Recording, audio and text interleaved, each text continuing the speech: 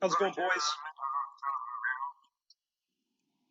I don't know why it's just fucking planted in my head right now. I know, as soon as you do that, it also got started up in my head, too. So It's dangerous.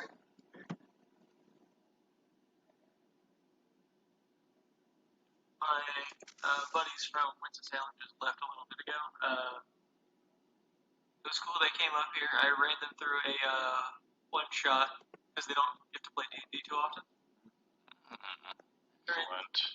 I ran them through a one shot with they ended up, the final fight was a pit fiend. Oh. And they were all level 20s. So Okay. That's fair, yeah. So fuck it, we ball pit feed, right? Then they get to the fight, my wife on her phone looks up, I'm gonna use wish. I wish she was dead. Shit. First time it got to her turn.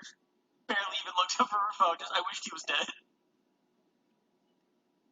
Then his brother came in, and it was like, oh, home. That shit just cracked me up, because everyone expected it. We all knew she was gonna do that. Well, time to look up stats for an undead pit fiend. Right, yeah. She also hit a fucking, she hit a, Planetar with a power word kill. Yeah. It's just so... She knows the big shit, and she uses it.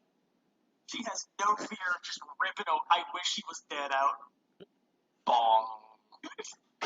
I declare you done. This fight is over. I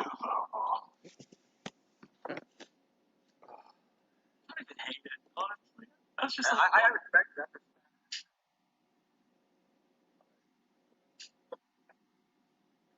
You got really quiet there, man. Guy.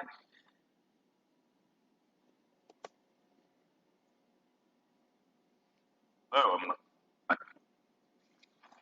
yes, no. Yeah. Like that out. Yeah. I get to finally figure out how to play a Magic Caster. Yeah. I was having a lot of fun making this one shot character. Also because I get to do a French accent, and this is the first time you'll ever hear me do an accent. It might just be nostalgia, or like my personal interest, but I feel like druids are one of the easier spellcasters. Yeah, no, that's why I picked it. Well, as far as, like, let's see, spellcasters, are we talking It about, like, doesn't get true much casters easier or like than, half-casters? Yeah, I don't. See, I mean, Warlock Are we true or confuses me. half-casters here? Warlock confuses true? me because I played other spellcasters before Warlock, and then I'm just like, oh, this is weird. Warlock is the spellcaster for people who don't want to play spellcasters. This is why I made Sinclair a Warlock. Yeah. Because I saw short rest, and my eyes lit up and said, oh, Fighter has short rest. That's some good synergy right there. Ooh, you should have considered the fighter bard. Oh. The Fard, even. The bard. I don't want to do that because I don't want to do that purely because I knew because Anya is playing rocks. I didn't want to like encroach too much. So you wanted to encroach on my level of the arcane and Defiant? Yes, I see.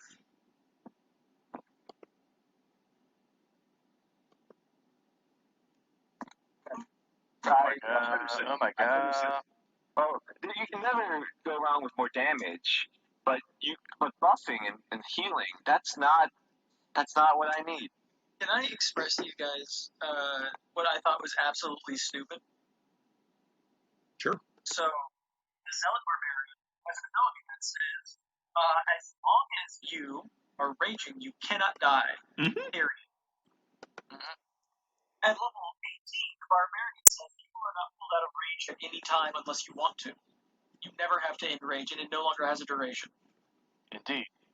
Does that mean that the Zealot Barbarian is effectively immortal?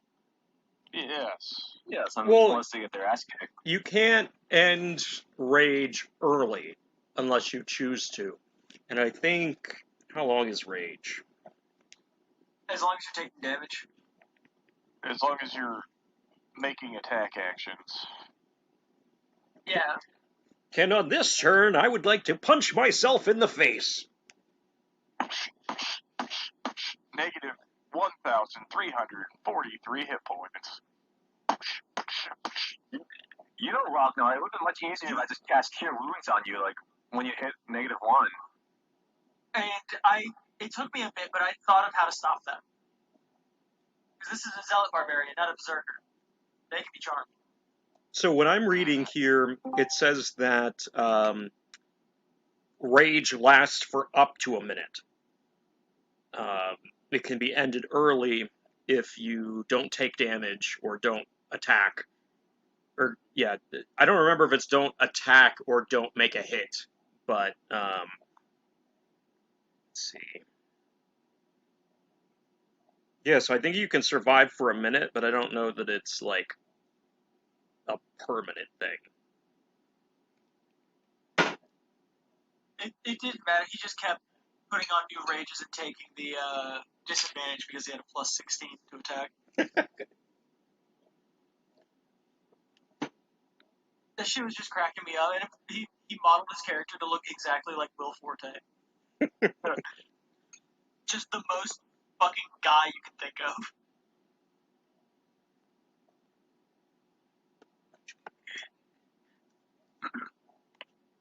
How you doing, Connor? Oh, hello. How's it going? You were saying, boss? Sorry. Oh, no, I was just saying I realized that, so, with the rework I did for working, yes,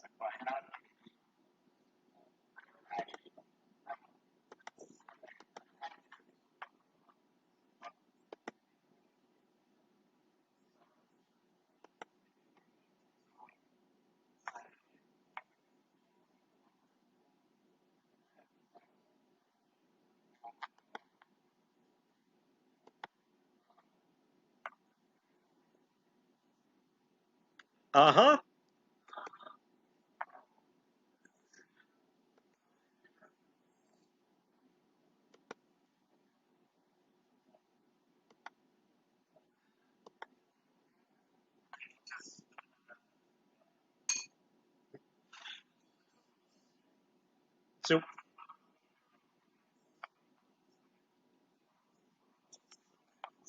So you're basically the heavy from Team Fortress.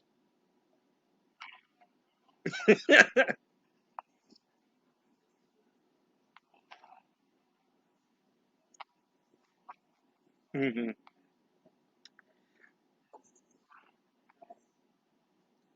Corey, which of those two pictures you sent me yesterday do you want as the token?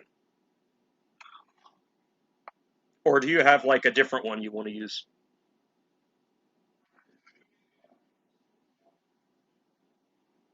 No, I'm talking the thing you asked me about yesterday.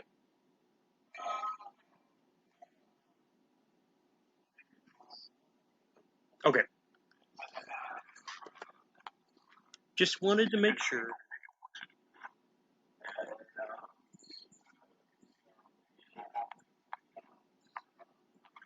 Oh, I went back and got that. Also, I'm happy to be named Louis. It's okay. I still do that with Adam sometimes. Call him Ben first. It's like, fuck, that's not right. Well, because, like, I didn't...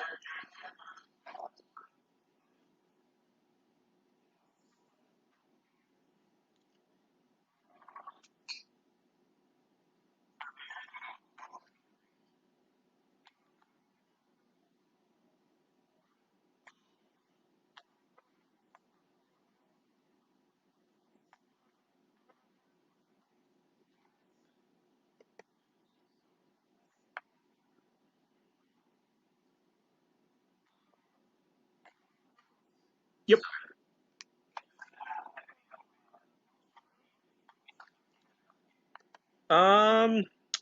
Yeah, I can recopy that. Let me find where it was.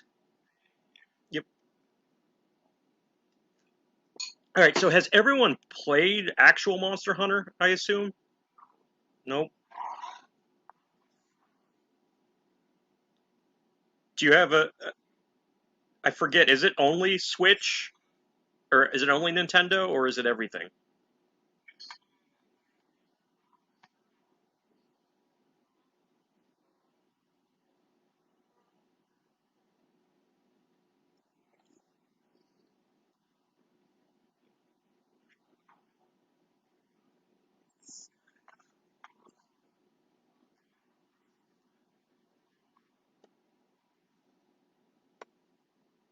Okay.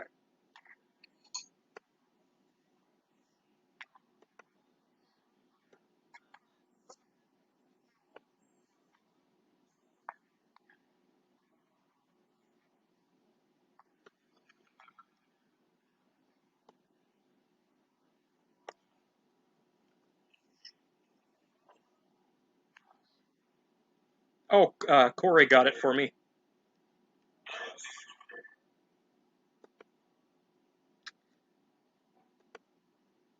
All right.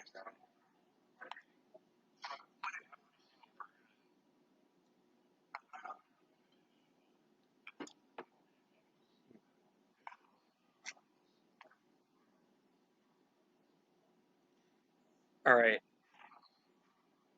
I want to know everybody's go-to weapon, or like if you have one that you main. Oh, we got a Lancer. Okay.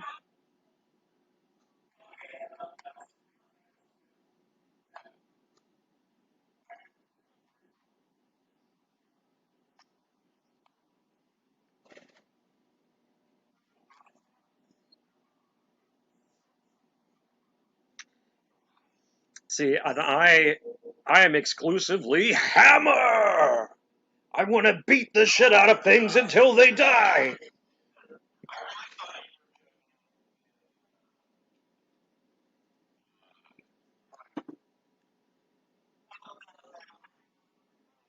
No.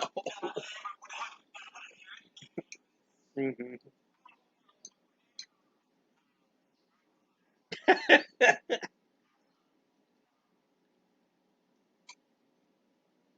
No.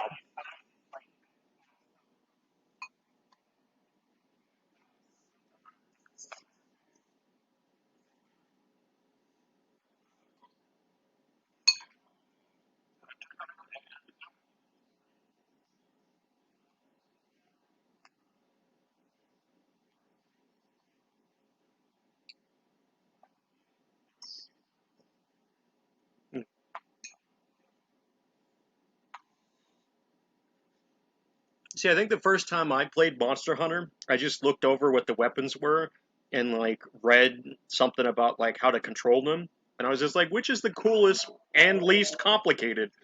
And it just stuck. Like I'm so used to like all the combos with a um, hammer that I'm just like, why would I use anything else? It's a cartoonishly large hammer, and I just beat the crap out of these monsters. This is great.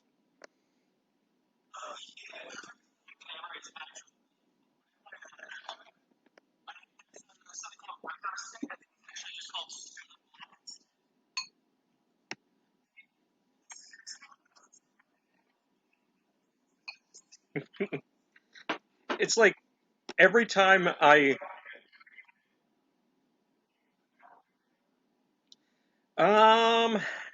I don't remember in my most recent playthrough which one was my favorite. I typically go for like whichever one has the best stats more so than aesthetic, just what hammer beats the best.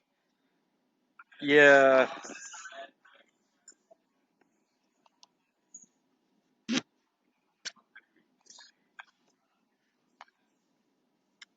Um well, it's the same thing whenever I decide I'm going to replay Skyrim for the nth time. I have to stop myself like halfway through the first major quest and be like, why would I use any weapon other than a warhammer? Like, like I've played mains with other things, but it's like when I'm starting fresh, I have to convince myself, is it worth doing something other than just big hammer beats hard?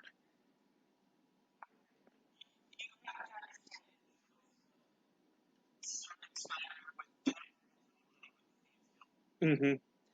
Oh, that the one that I've been playing. It's one that I started a number of years ago, but I keep coming back. I started out as a tabaxi. Oh, nope, wrong thing. As a Khajiit, um, and for the longest time, I only used bare-handed combat. So like, I went and got the gloves of the pugilist, whatever it said, and I just would like suplex people to death. Um, and then eventually, it got too hard, and I had to switch to daggers. But for a while, that was my Dark Brotherhood, Thieves Guild run through. Was just cat that kills with hands. I think I called him Whiskers too, something like stupid like that.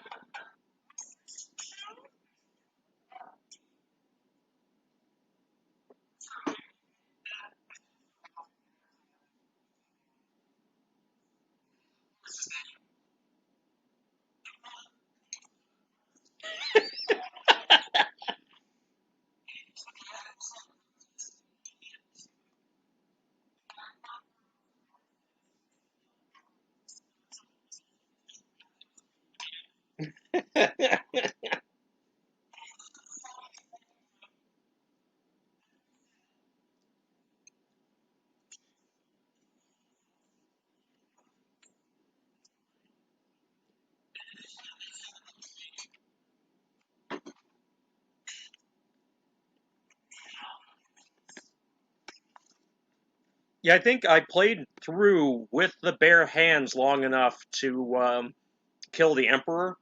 And so just like the animation of suplexing the Emperor into the ground was just so satisfying.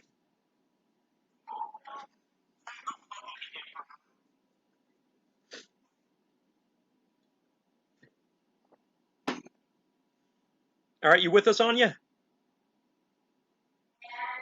Cool. When Connor gets back, I have to ask about the strike. But then after that, I'm ready to start whenever we are.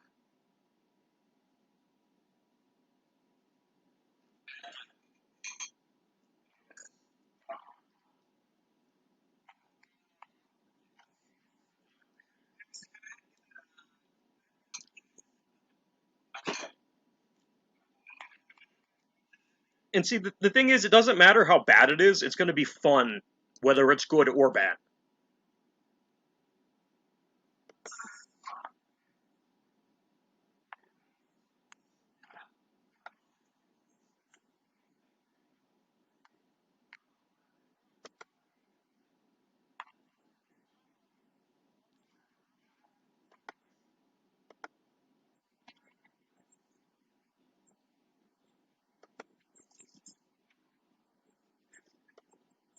Mm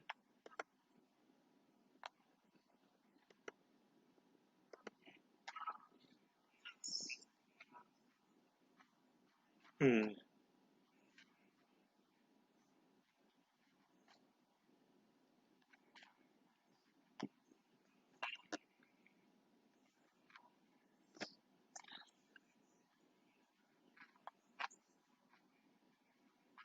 hmm.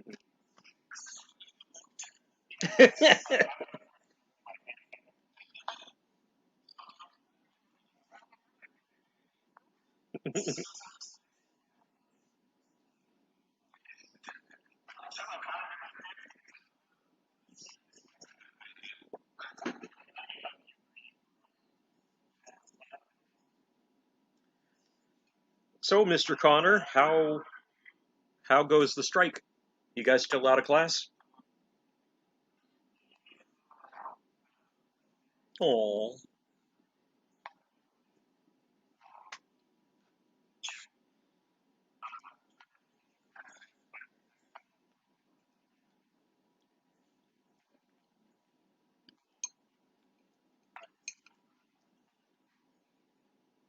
Did you get any more passive aggressive emails from the president while it was going on? Because that's the tea I'm looking forward to.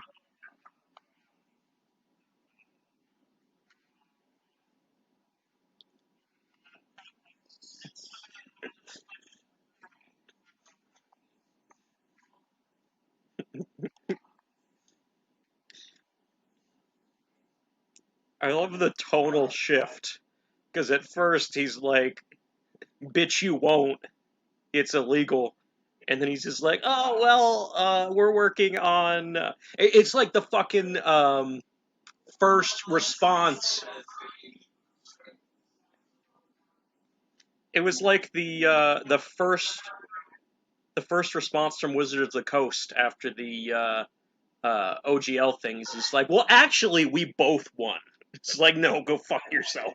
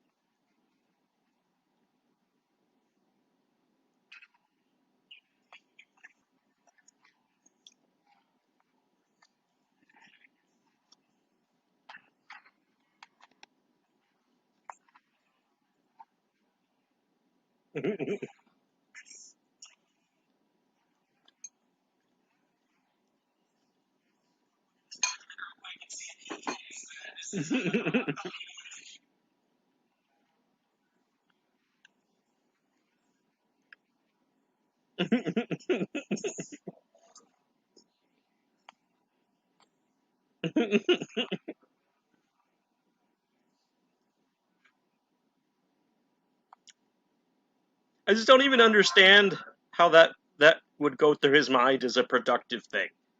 Like, do you want everyone to quit?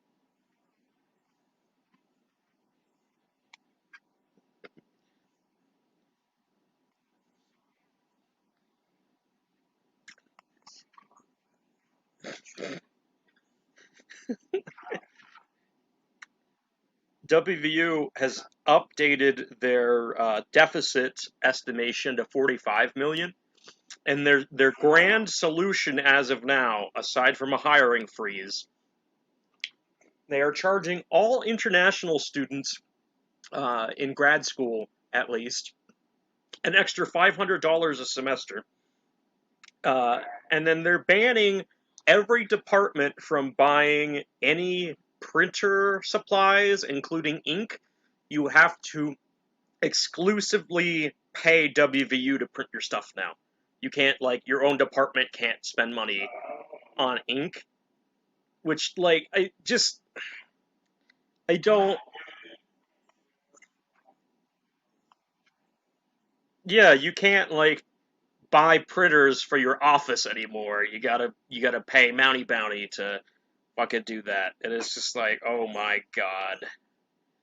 Um, so yeah, they're trying to bleed. Mm. And I think the main reason, so obviously, enrollment has been down. They thought it was going to move up from after COVID, but it hasn't. And we're also, I think, went way over on the new business college building, which, to my knowledge, the old one was fine.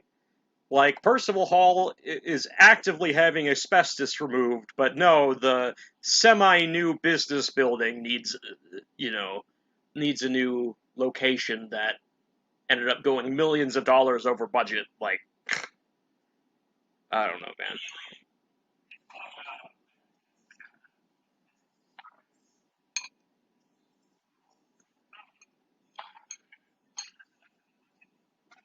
Mhm.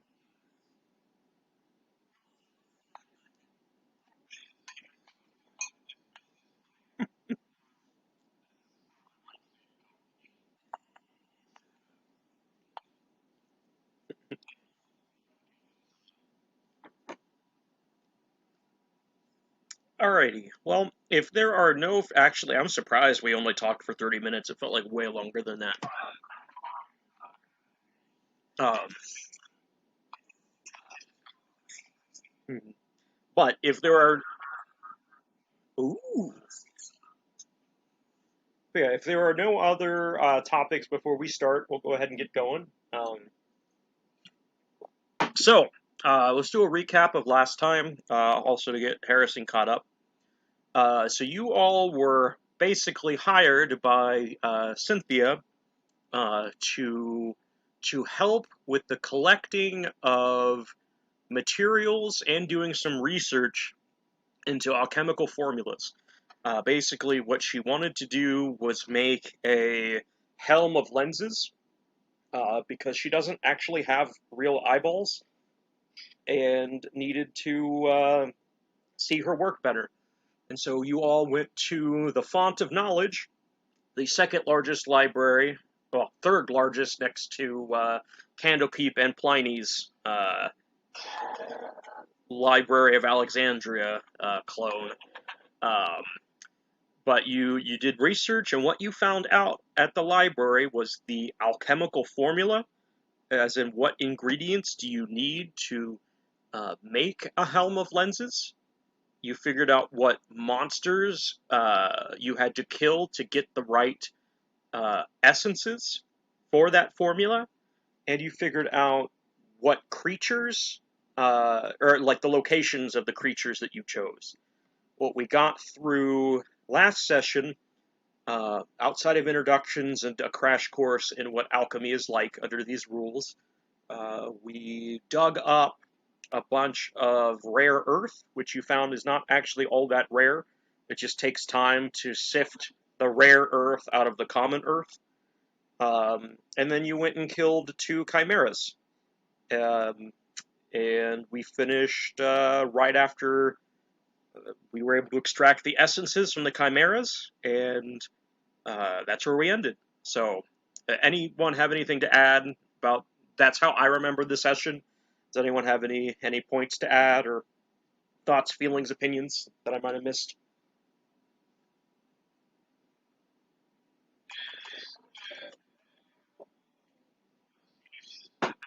Yeah, somewhere, which is good because I don't want to have to look them up again. I think we had decided you were going to kill a griffin and some giant frogs.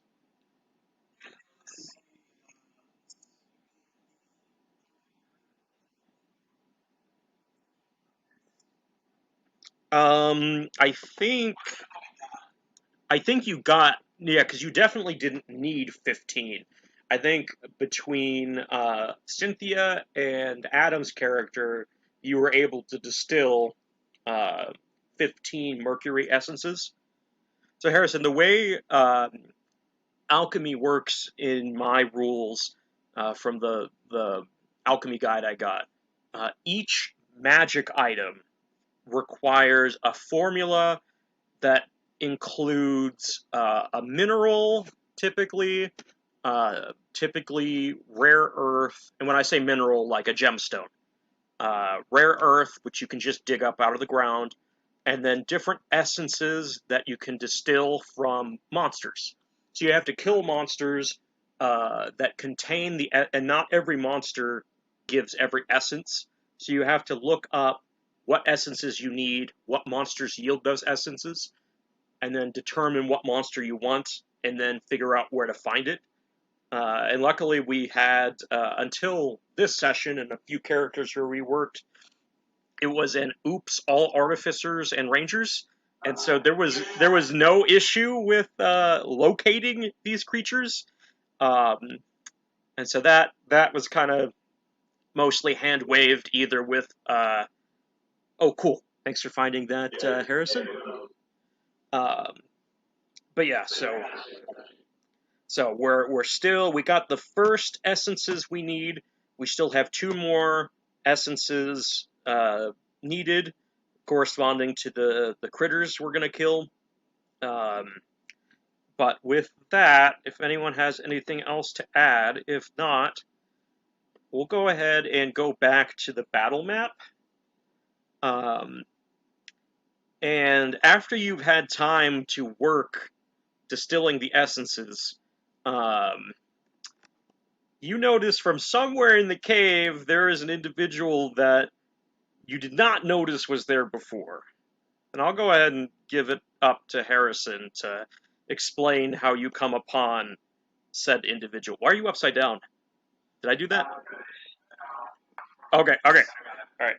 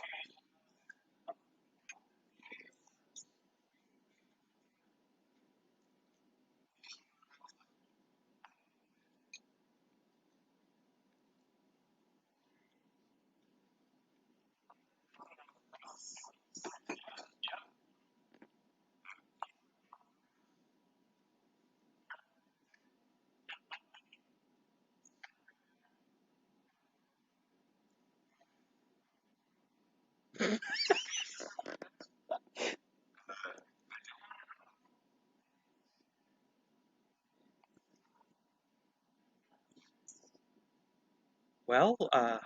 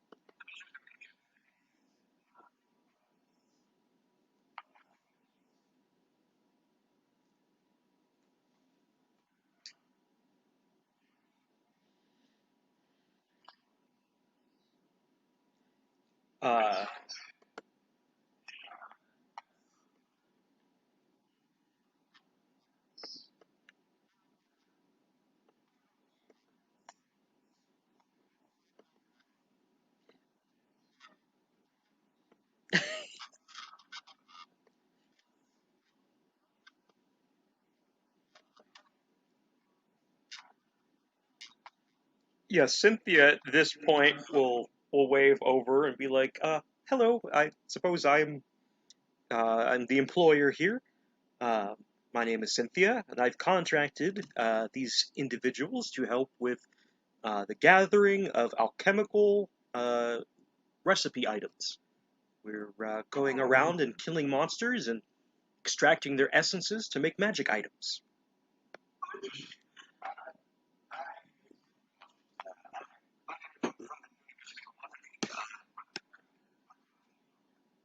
Oh, do you know Cheryl?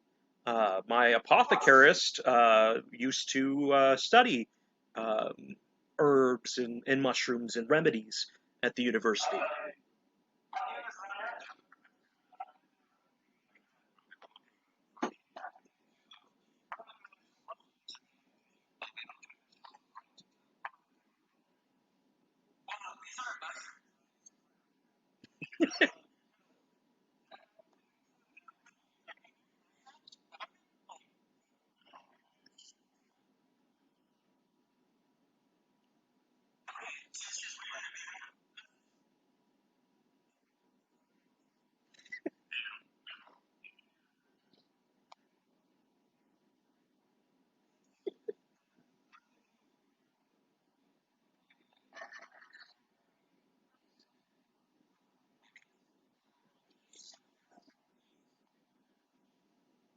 Oh, same to you. And she'll extend a goopy hand towards you if you are interested in shaking. I will describe what it feels like.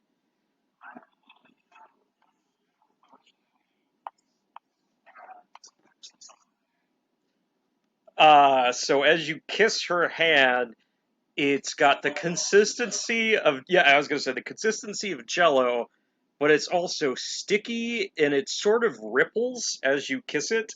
Um, I don't know that it has a particular. I'm assuming you didn't lick her hand, but even just the kiss, I'm not sure it would taste like much, but she probably smells like a chemistry lab. Not just because she works in a chemistry lab, but because she's made of alchemical chemical junk. So maybe not the most pleasurable time you've kissed a beautiful lady's hand.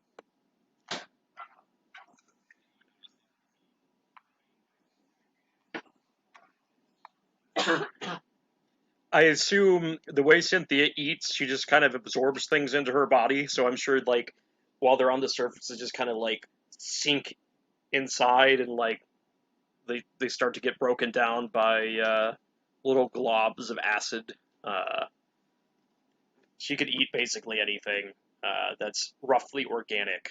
Um,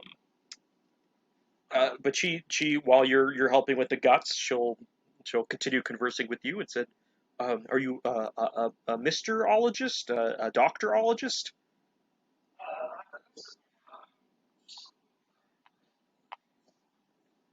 Okay. So you said you're researching bioluminescent mushrooms. That's very impressive.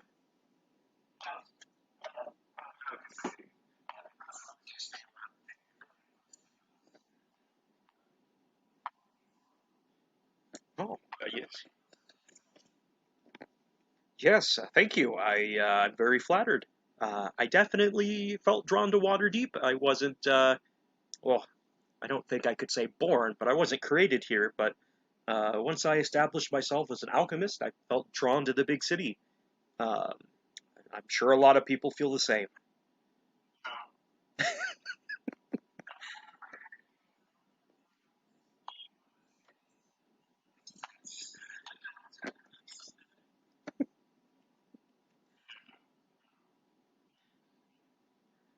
Um,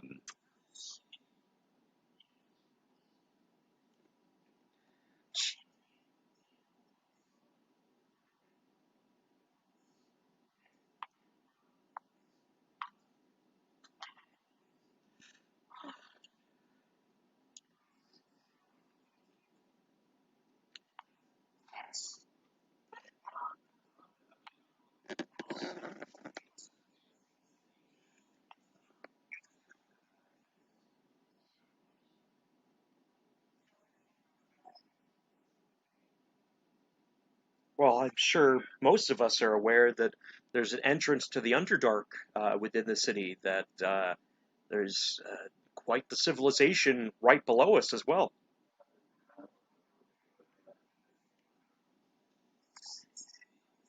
Oh, yes, indeed.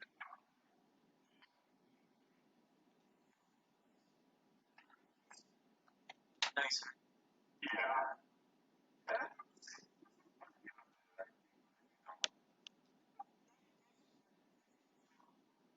Well, Mr.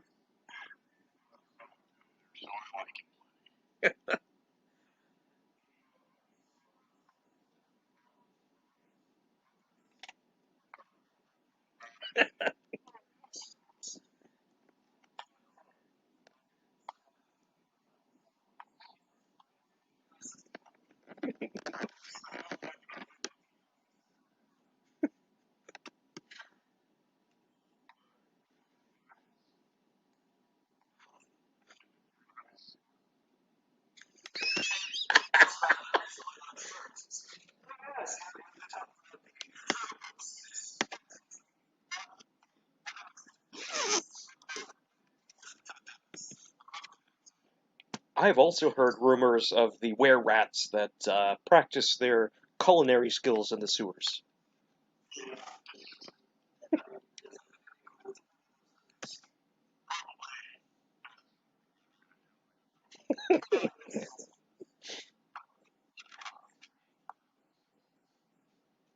Oh, yes, indeed. My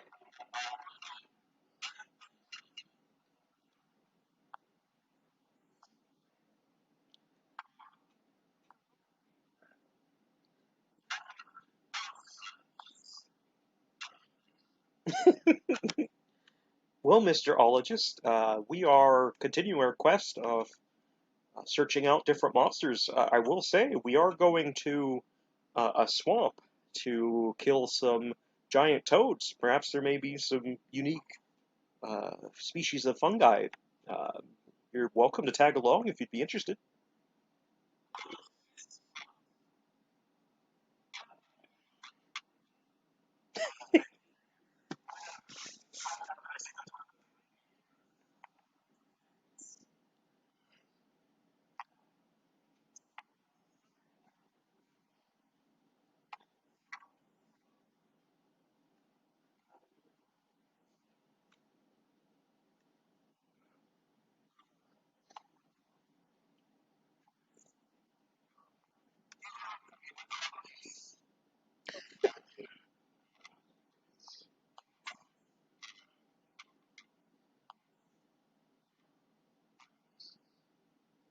Oh,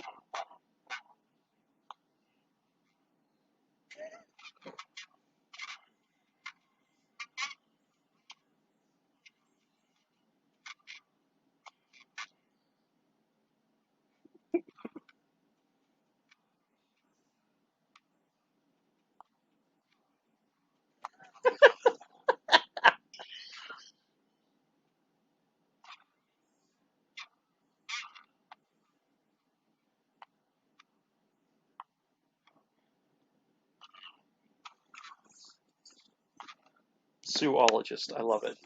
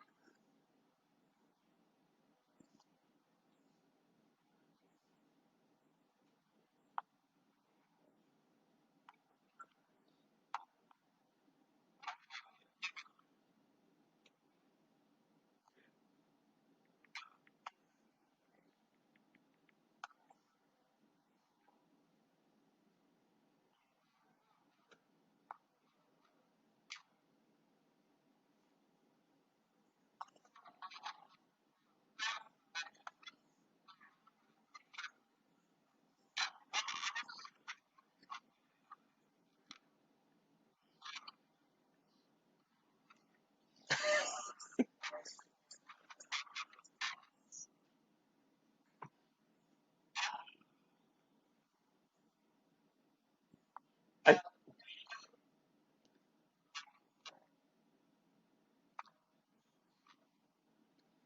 I picture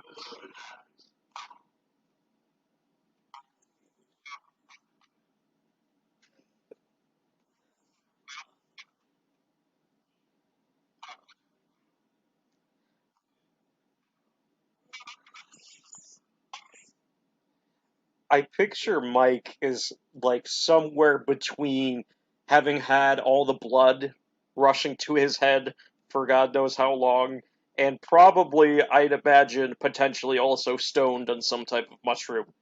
And so, like, calling a giant panther a dog and mistaking, like, hand crossbows for guns, I picture is just part of the.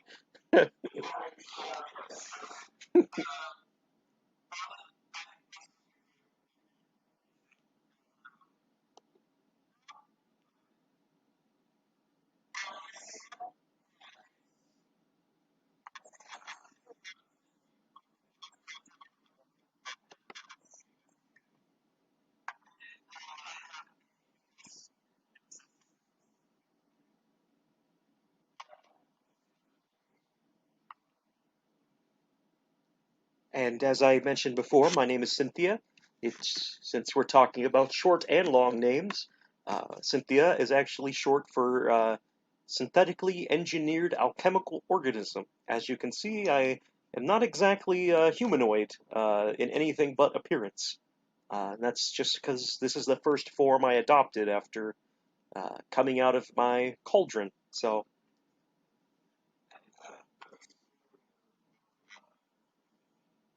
oh, thank you. It took a while to figure out how to make sounds come from my gelatinous body.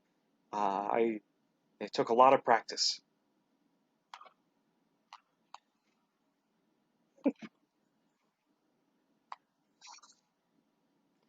It's just a reminder: everybody has a negative charisma, and so I picture Cynthia as being like kind of oblivious to the overt charm of this French gentleman. Like I picture as kind of like a repressed researcher in a lab who's just like, "Oh, thanks," and just completely goes over. I'm sure it's you flirt with every living creature, but Cynthia's just extra like, "Oh, hey, thanks, you're being nice," and like doesn't understand the social cues like related to like.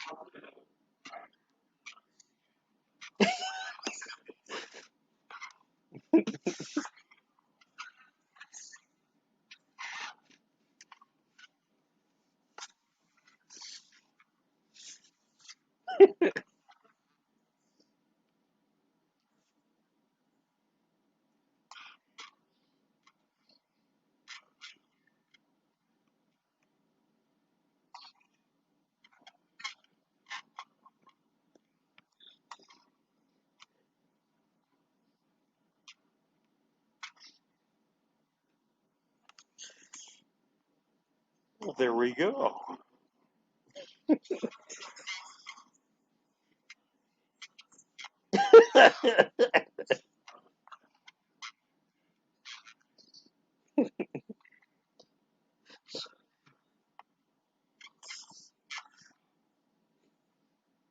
You're closer to becoming a himbo. Well, you already kind of were a himbo, but now you have the charisma to back it up.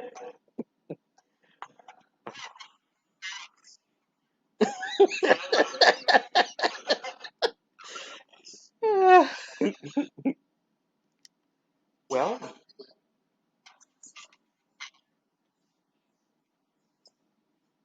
yes, we job well done. We're definitely owed a break. If anyone wants to take some time and try chimera meat, I don't exactly taste food in the same way as the rest of you, but you'll have to describe to me how it tastes.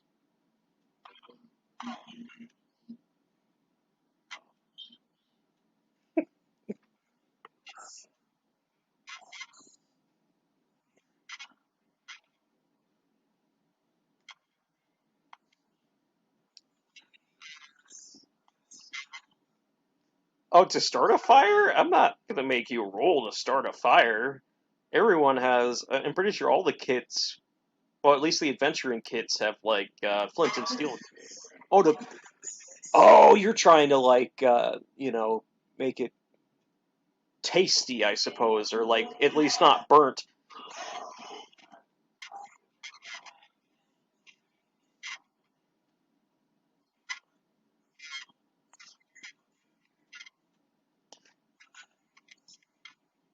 Yes, right.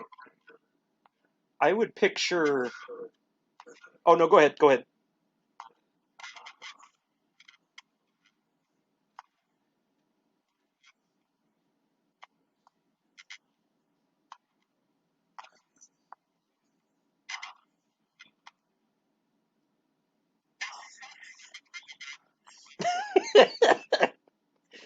Uh,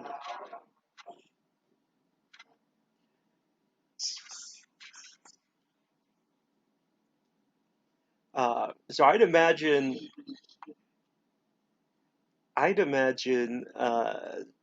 dragon would be close to alligator, and I've never had goat, but I have had lamb. And so I'd imagine, oh, it's so good. In fact, I didn't make it. I didn't make it this year for Easter Sunday, but I typically do like a bitter lamb meat every year, and I I love it. But I imagine a chimera would probably be somewhere in between alligator tail and lamb, depending on the part. Like I'd also imagine it's like you know, compartmentalized some with like a transitional zone where the meat starts to be more like the next meat it goes into. Yes. Yeah, so I'd go ahead and roll survival. Also, while we're on the topic, the game dinner went fantastic yesterday. They had, let's see, wild boar pork chops. They had venison tacos, venison roast, venison gravy. They had a pheasant white wine pasta. They had roast goose, uh, a duck pad thai. God, what else was there? Um, they had rabbit dumplings. What else was there? It was fantastic. No, the typical rule is no scavengers, even though I can confirm that both raccoons and possums are good eating. I think just for like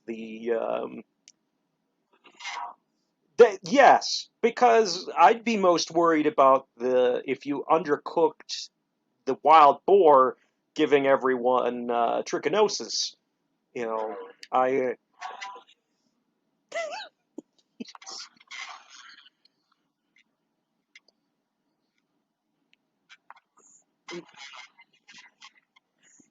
I wouldn't eat a Morgantown coon. However, the few raccoons that I trapped at Peddler's Wildlife Management Area, I think one of my buddies and I cooked one, and like you just gotta slow cook it long enough to let the fat render out, and it tastes like bear, but it also like the way you cook it, it comes apart like pulled pork almost, and so like a pulled raccoon sandwich, just with a little bit of dry rub and some barbecue sauce.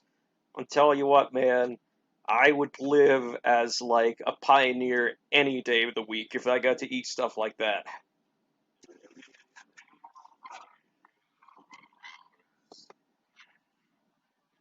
No, we had bear several years ago. We didn't have any this year, and the fisheries club was lacking. Like there was a plate of fried fish. Normally they've got fish left over from grad student research that they just freeze. Like once you've killed the fish and taken the otoliths out, you just put them in a freezer.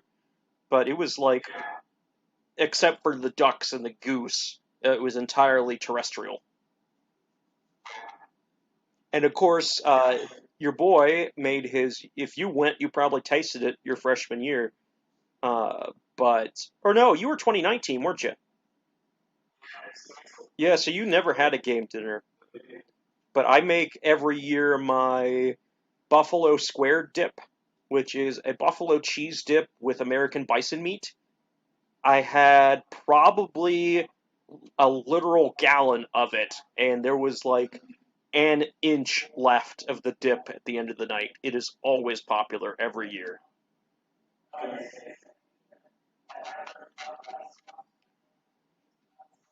I I would give you the recipe, but it's more like a list of ingredients and then you measure with the heart.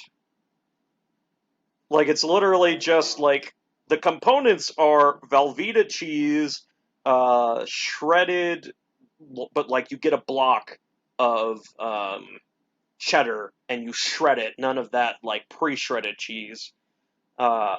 Cream cheese, uh, sour cream, either Frank's Red Hot or some type of buffalo wing sauce, some chili powder, and then, of course, the bison meat. But it's literally just you add in whatever ratio, proportion, whatever system to the desired consistency, taste, and cheesiness. That is the extent of it. It is a different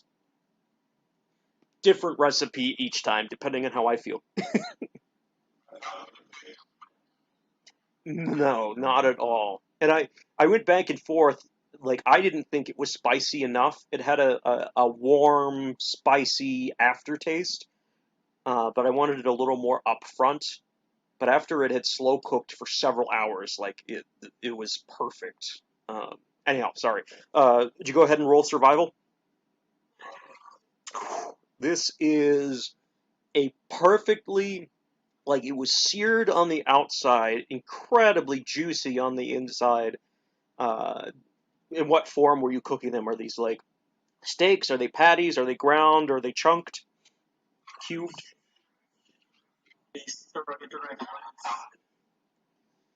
So I'd imagine that being a long, I'd imagine being like a long, large creature. There's some like really good, of course, being closer to the goat head, probably some really good ribeyes that you were able to pull off of it, and so there's just really seared, juicy, uh, mostly lamb steak. And if you chose to add any mushrooms or spices, just the whole thing together is as complex or as simple as you want, but it brings a tear to everyone's eye. It's just so perfectly cooked. I am also here for cooking any and all creatures that we kill. I think that's a really cool concept. Like, why would you not try to eat things that you kill?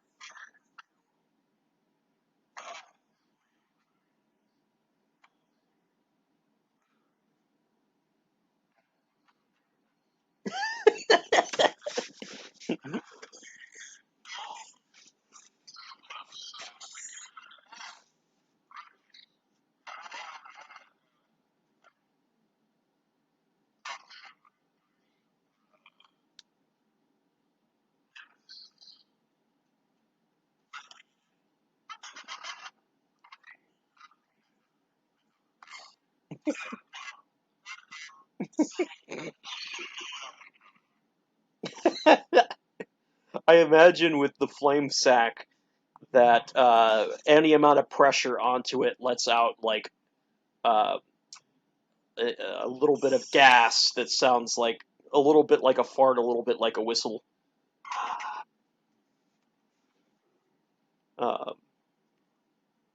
Uh, thank you so much for the food. I don't experience food in the same way that most humanoids do, but I can value the consistency.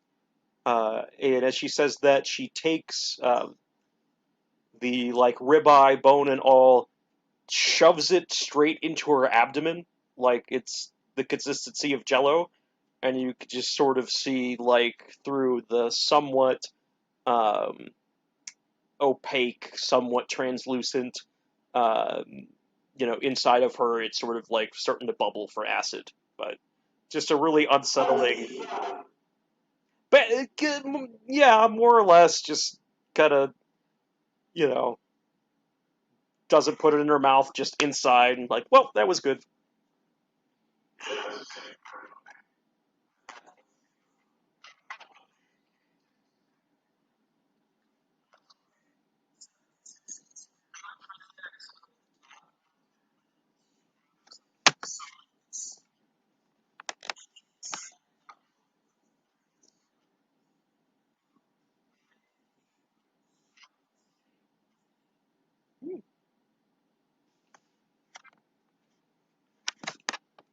All right. Well, if we're all rested up, which creature do we want to go after next?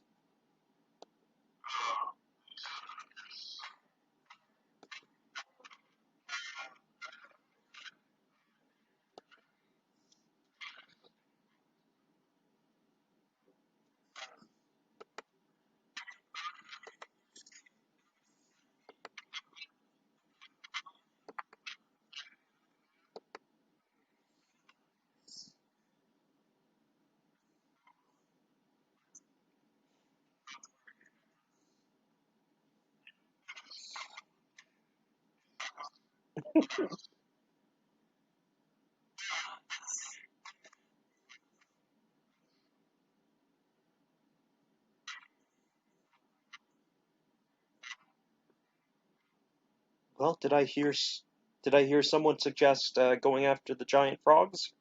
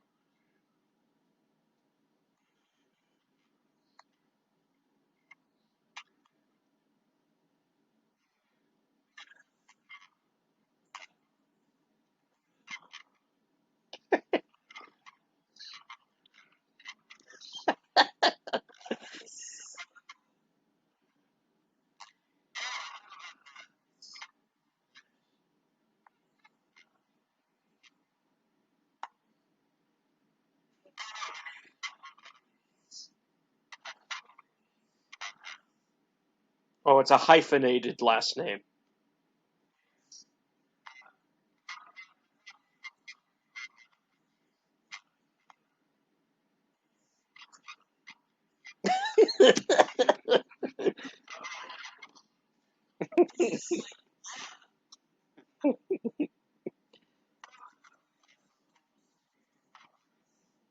Ah, yes.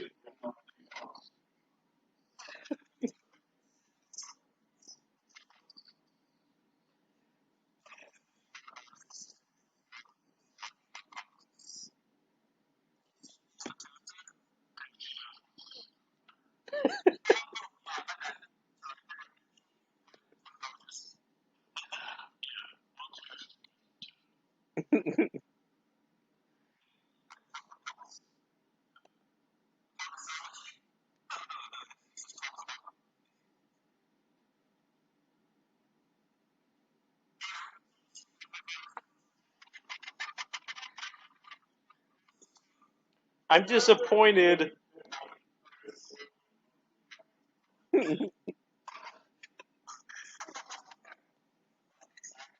I'm disappointed that you didn't say on whatever side of the family the Allos are that there was a Marsh Allo.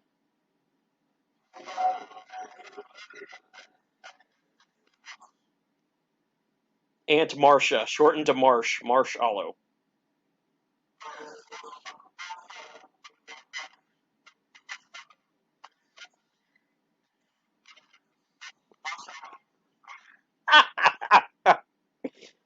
All right, that's fucking stupid. Let's go on.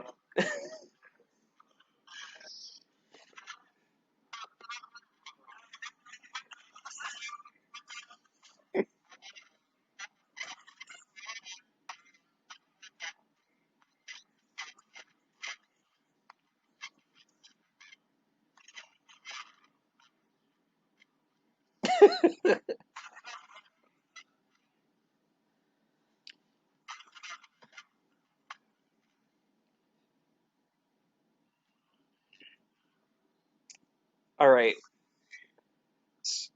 Since we had time to get food and stuff, I'll say Cynthia had time, and if you watched her, um, you would see for her experimental elixirs, she kind of just takes some like beakers and vials and just sort of like you could see different consistencies of chemical goop inside of her come to like the surface of her finger, and she just kind of like oozes out different colored green things into each vial. But everyone will get the chance again to get one of her experimental elixirs before this next fight. So if everyone rolls a d6 and tells me what number they get, I'll let you know what experimental elixir you get.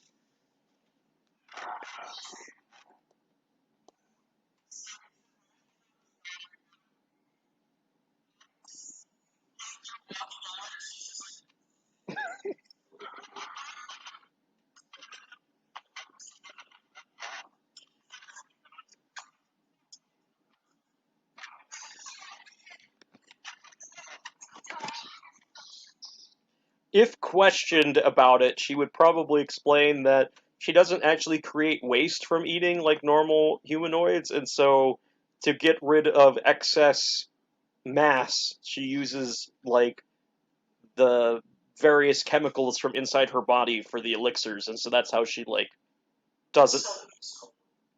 Yeah, nothing gets wasted.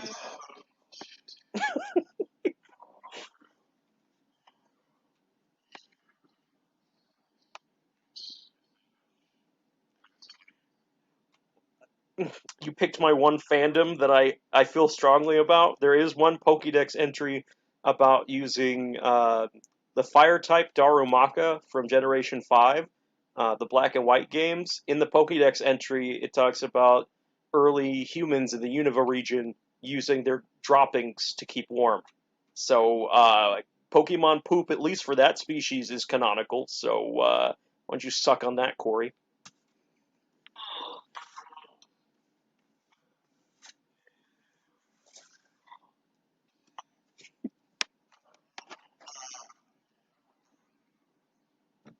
All right.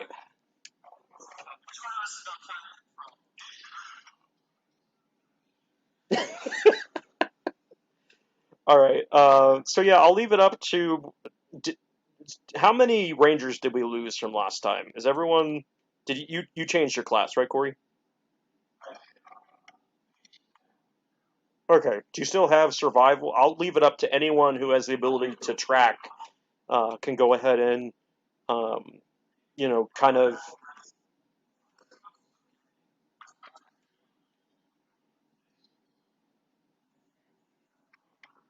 24. Oh yeah, we got a druid, of course.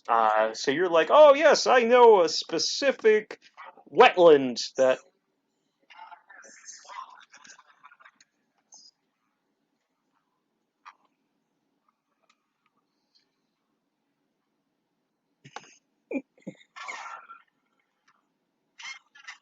Oh yeah, give me a sec. All right, one is healing. One is healing. You get 2d4 plus your intelligence modifier in healing when you drink it. Um, okay, not. Oh, I'm sorry. Plus my intelligence modifier, and I think she has a plus 4. So it'd be 2d4 plus 4. For 2, it was potion of swiftness. When you drink it, your walking speed increases by 10 feet for an hour. What other numbers did we get?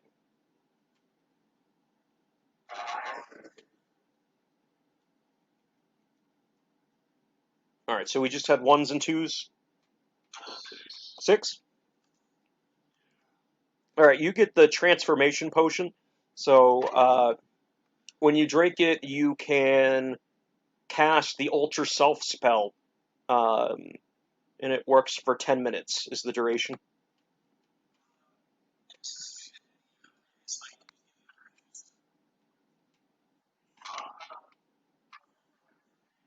Uh, Technically, I think.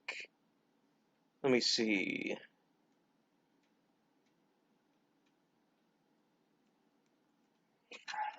Let me see. Finish a long rest.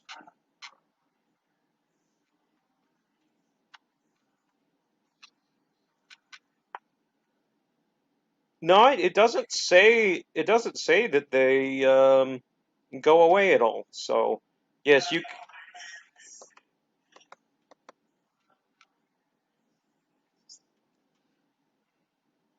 All right. So we had a roll to lead us in the direction of a swamp, but I'm still gonna need someone to roll to navigate to the swamp. So I would take a survival roll to navigate to a swamp.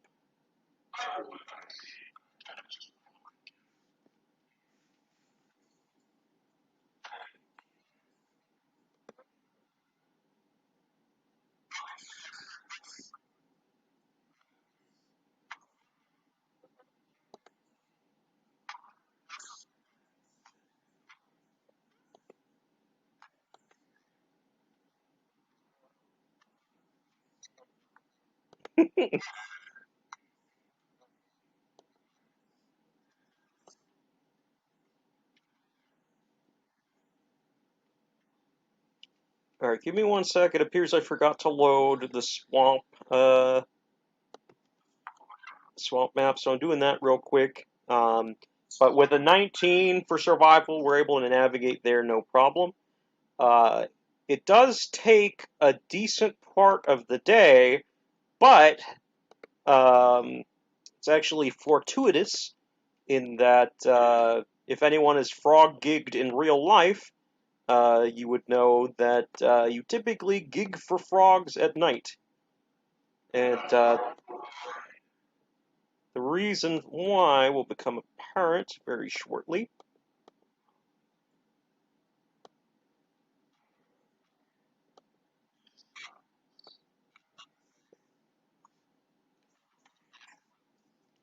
God damn it, Cotter. Why you gotta figure out what I'm. I literally, Cynthia has light as one of her cantrips.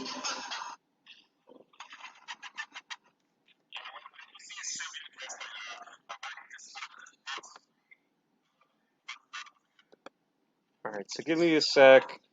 We'll get the swamp here.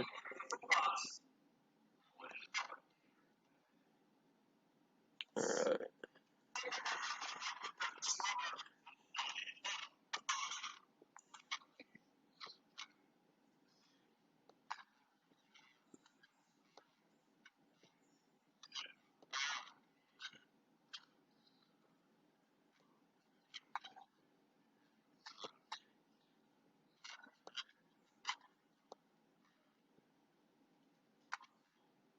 I also love Corey that it's progressively becoming more Patrick Warburton since last session.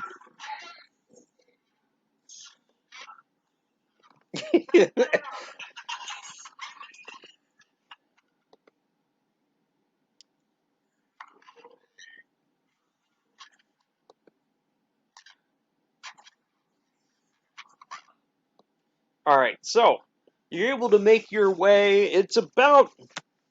It's getting close to sundown. I think everyone should be in the. You can see the swamp now, right? All right, cool. So it's getting.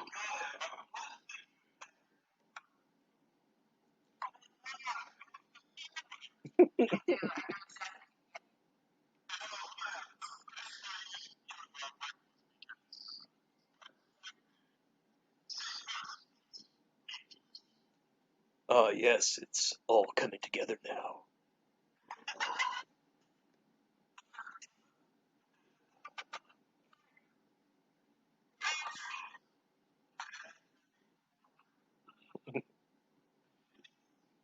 I saw a meme. This will, I'm sure, get a kick out of Connor.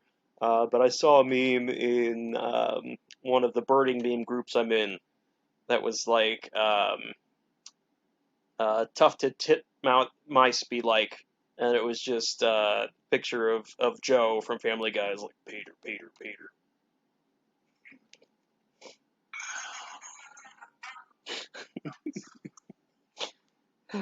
All right.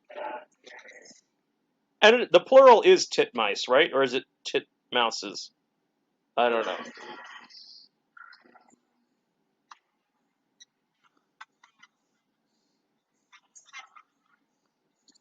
Actually, now that I think about it, I think it's I think it's teat mice.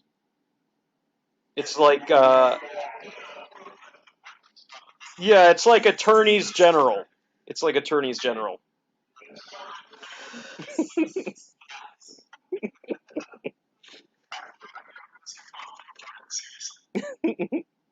All right. So it's close to dusk, and Cynthia gathers you all together and says, "Well, I've heard from someone before that the best way to uh, go after frogs is to wait for it to fall dark, and they're drawn to light sources and sort of entranced by them.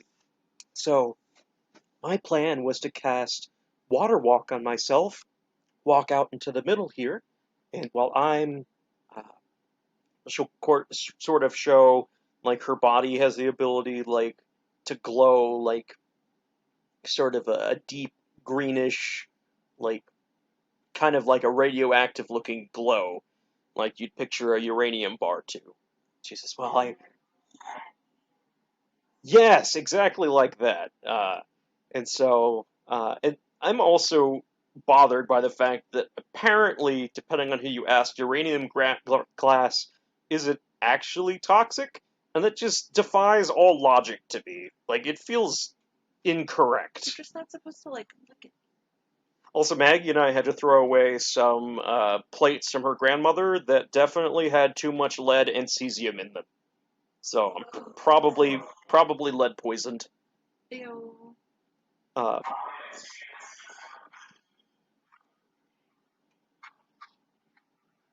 I was gonna say, Maggie, have I spousally abused you more than previously? Oh, yeah, probably. Okay, cool. Yeah, so.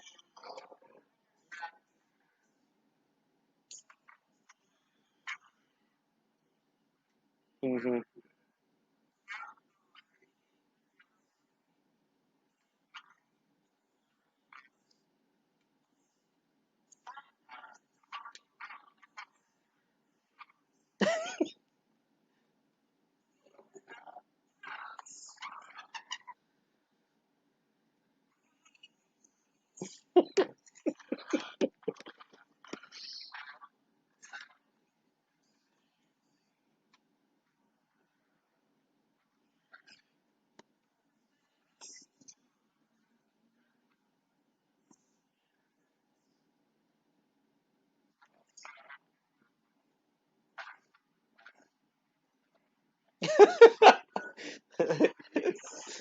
Oops, all uranium.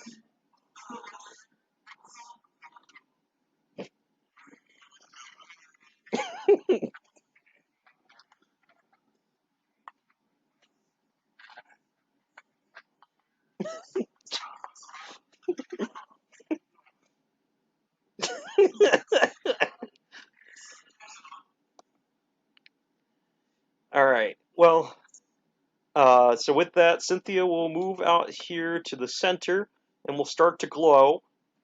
And after some amount of time, you notice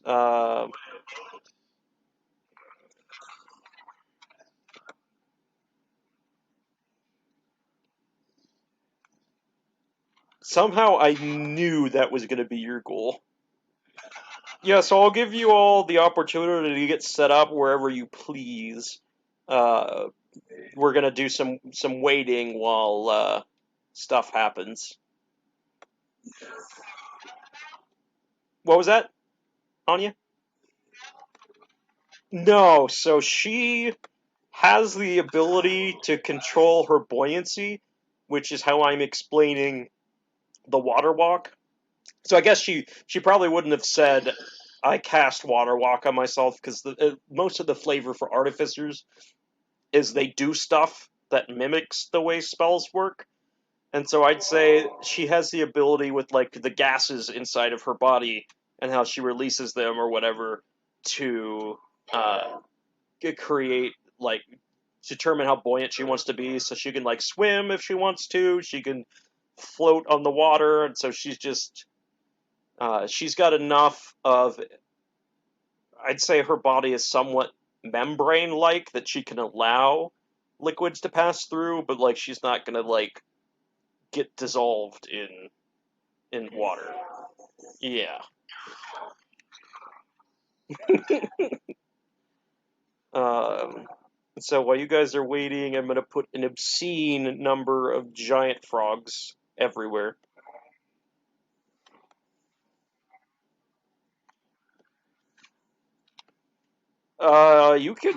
You can probably avoid a stealth check.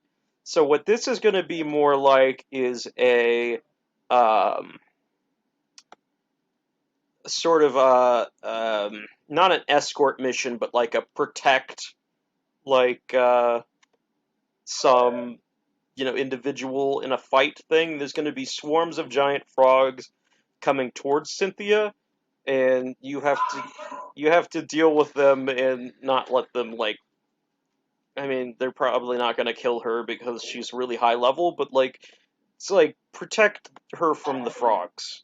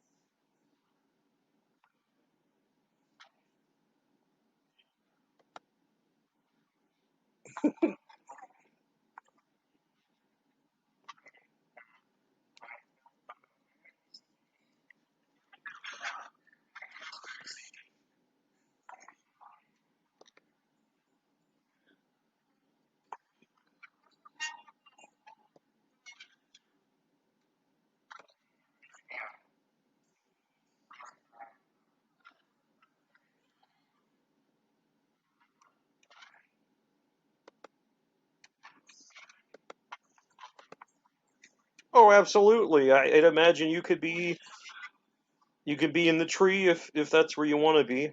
Um, Prior to the frogs actually showing up, I'd imagine in the background you start hearing like an ominous and it starts to multiply and it sounds like they're coming all around you just deafeningly.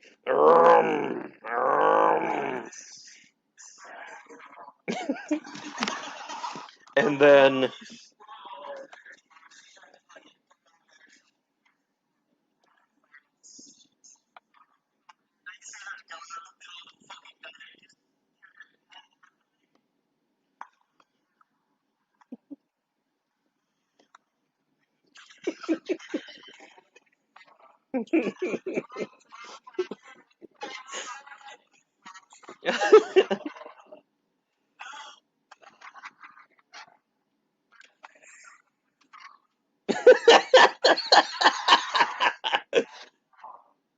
uh, and so there is, they start to slowly hop, still deafening, because even bullfrogs make calls that are long or loud enough to be heard for miles. But picture a giant, like deafening, bellowing, almost like a howler monkey, like loudness, but just a deep, throaty, and then slowly, but then all at once, you're completely surrounded by a literal army of frogs. Look it up. An army is what a group of frogs is called. But a literal army of giant frogs. And allow me to take the time. I don't know how many fucking initiative rolls. I just put a random number of frogs until it felt like enough frogs. In fact, I'll even add one more frog. Uh,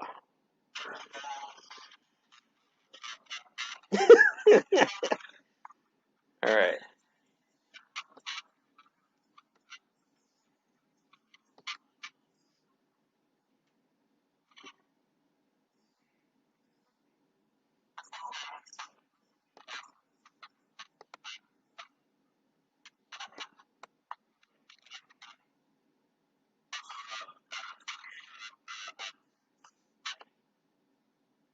Wait, hold up. I didn't hear you.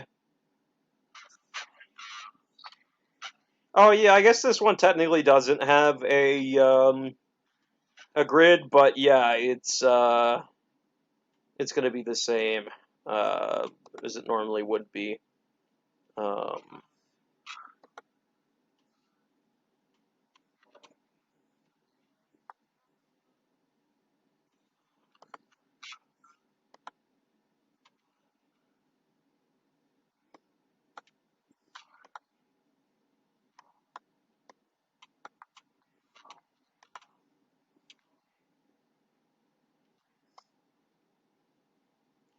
all right, so no rush, but everyone can roll initiative, and you don't have to say it yet. Um, I've got a lot of frogs to add.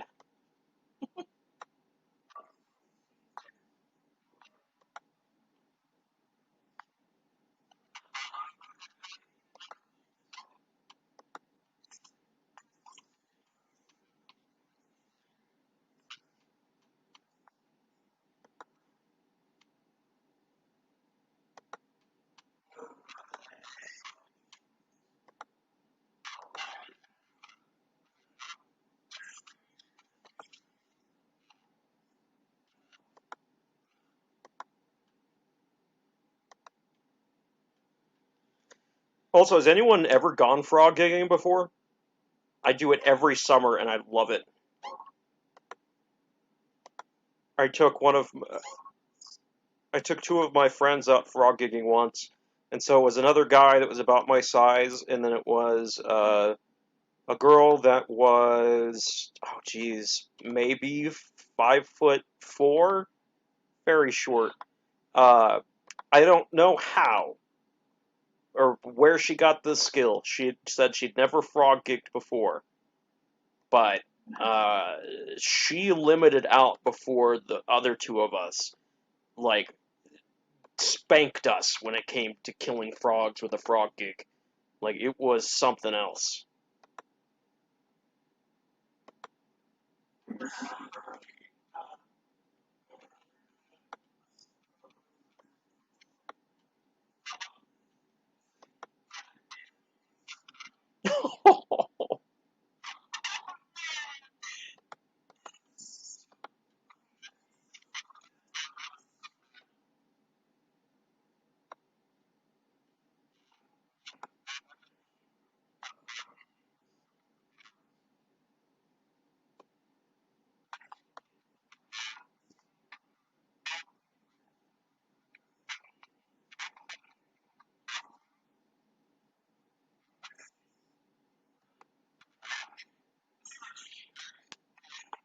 I don't know how legal it is in every state, but I've also seen people just with 22 rifles just picking them off.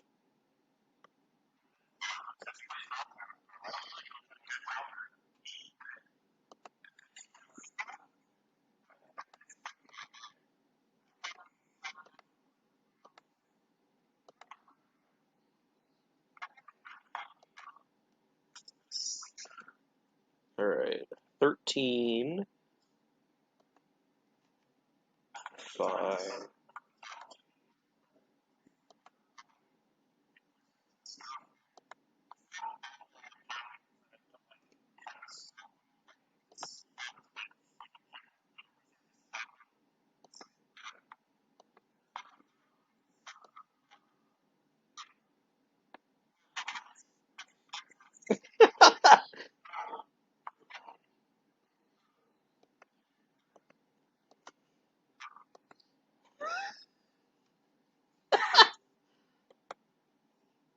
Herpesologist.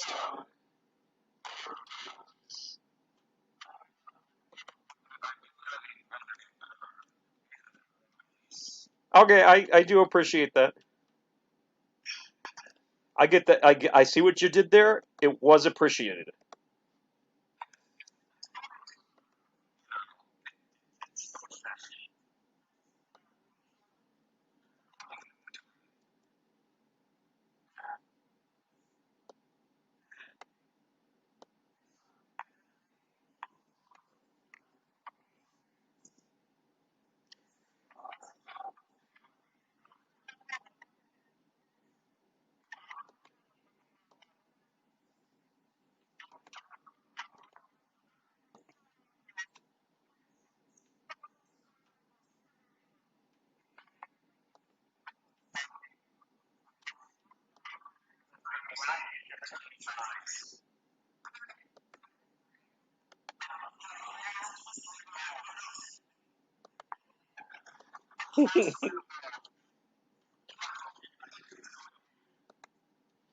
All right. Well, it was statistically one of them had to get not that it matters, but a 20 roll. Give me a sec, Connor. I'm still doing heckin' frogs. Okay, I'm on the last 4 frogs.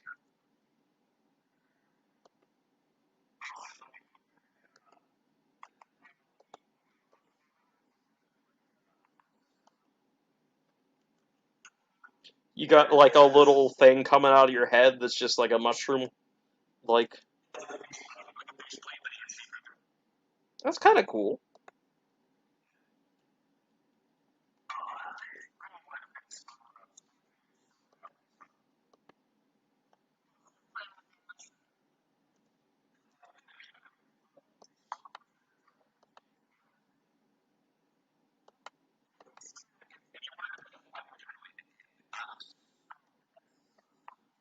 Okay, I am done with the frogs, so I can take. Connor said he had a 16. Um, cool.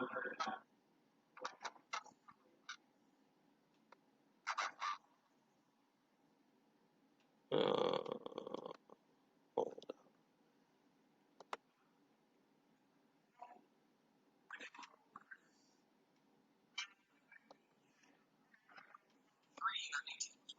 Thank you, because it is buried by all my frog rules. And your cat goes on your initiative turn, or doesn't? Okay. So I'll just get rid of her from the turn order, just to make it easier.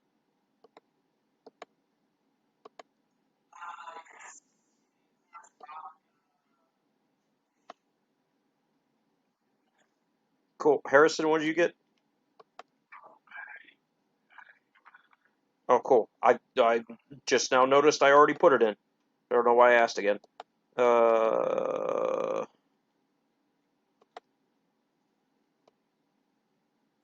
right. Ryder or crap. Anya, what did you get? You said with Okay.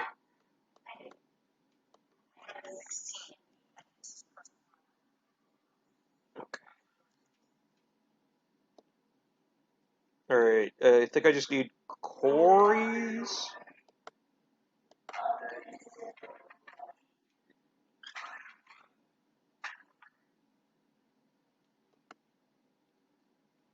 Oh, 4. Sorry, I was at roll 20. It took me a while to see. All right, cool.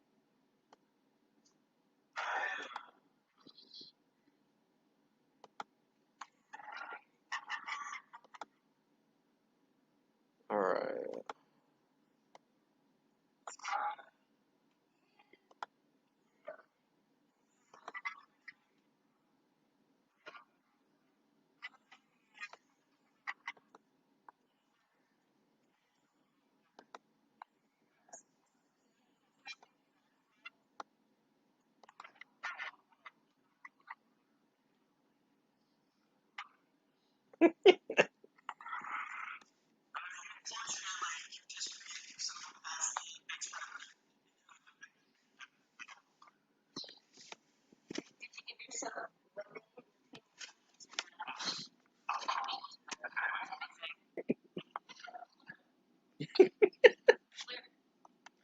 All right.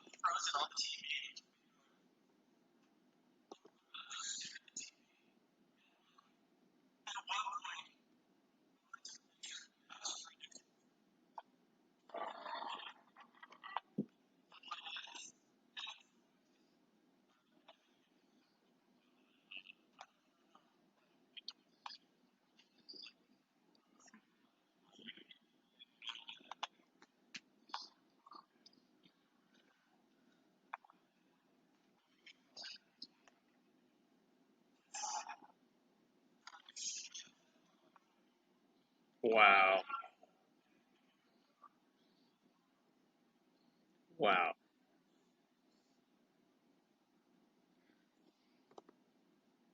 Honestly,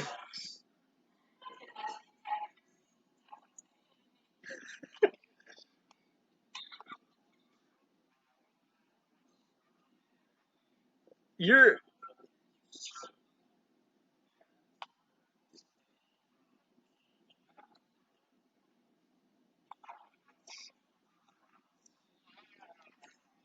so you drug your parents into your weeb phase? Is that how it works?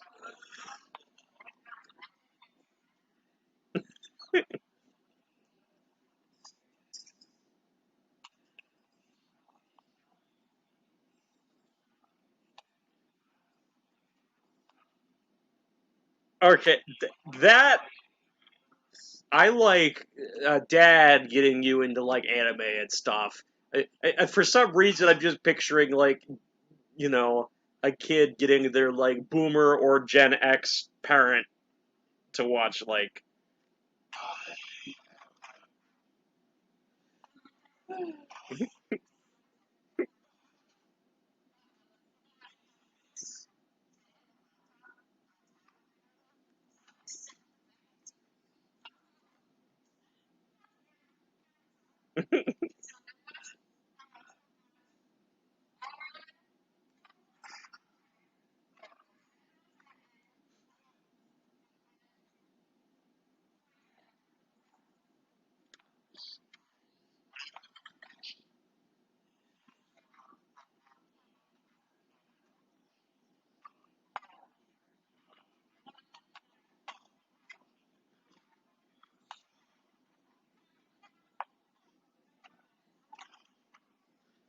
So my freshman year, my roommate was a senior in the wildlife and fisheries program, still living in a dorm, and a senior still living in the dorm should be all the information you need to know about him. But we started to watch Ghost in the Shell together. It was actually something we really bonded over because I really enjoyed it because it was thinking about the geopolitics of future Japan. I think is neat. And then one time he was just like, "Hey, do you want to watch this other anime?" And I'm like, "Sure." And he no, he pulls up Monster Mesume with it's you're not familiar with it. It's like soft core hentai with monster girls. And I didn't hate it. It was just such a weird thing to like watch like in the same room with another man and just like it's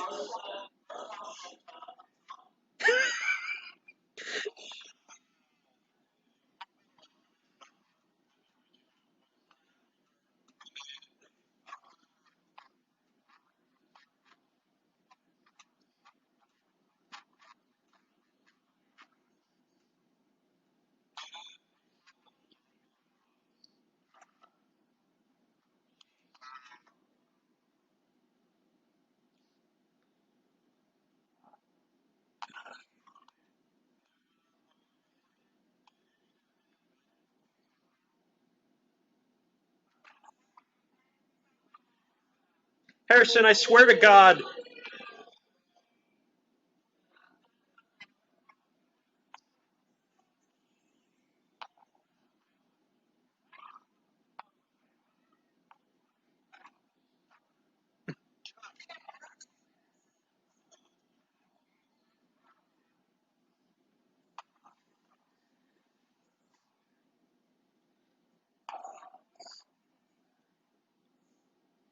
Okay, I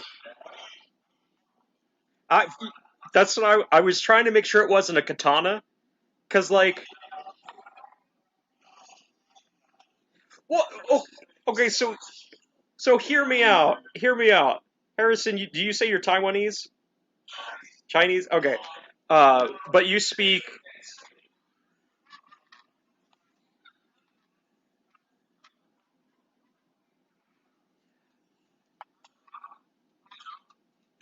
it just in my that okay, it was Cantonese. Okay, I got it mixed up. I thought you spoke Taiwanese because I had mentioned I took 3 years of Mandarin and we could not speak together. I forgot Cantonese was the other language. Anyhow, at least you can tell me I'm wrong, but in my personal opinion, I think um, it makes sense that non-Japanese Asians can still be weebs. In my headcanon, I think that there's enough of a difference that it's still weeb if you're too much into anime. It's not just for white people. In my okay, that was my thought.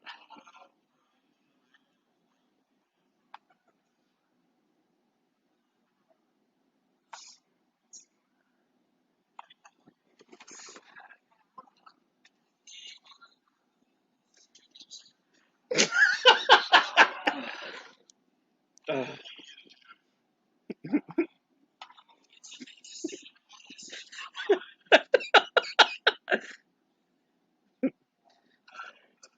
yeah, okay.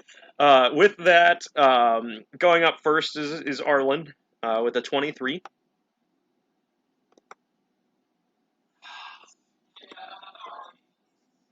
They have to be beasts, right? Yeah, medium beasts.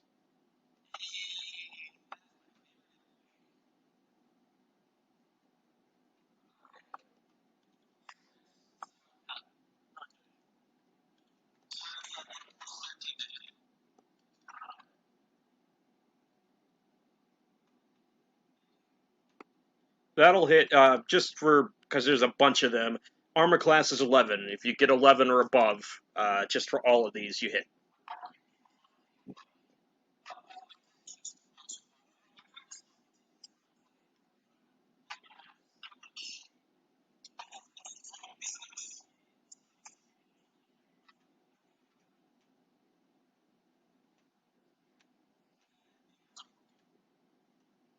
Yep, both of those will hit.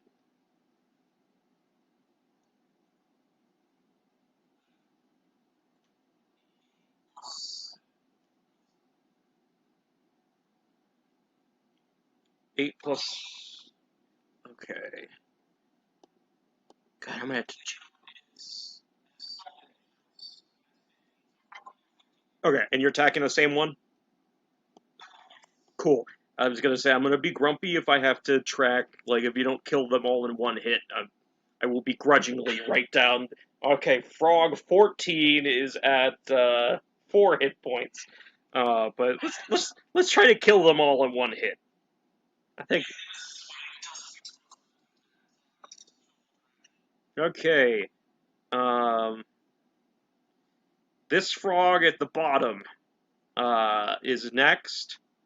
Is closest to mycologist, so I'm gonna say it's gonna move forward and make a bite attack. Um,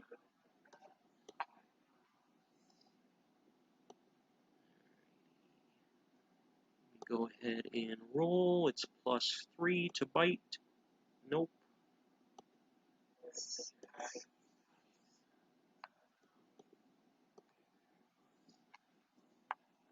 Yeah, I did not surprised. All right, so that frog doesn't do anything. Which frog is this? That frog is going to, assuming it can. Cool. So that frog is going to move in towards Ulmus and also try to make an attack and probably fail. Oh, it is a 17 hit? Ah.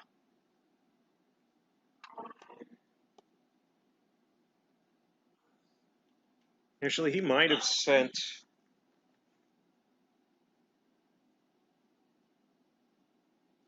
He might have sent the. Let me see. I think he sent the character sheet. Let me see. Yeah, 17. Fuck. All right, that frog misses.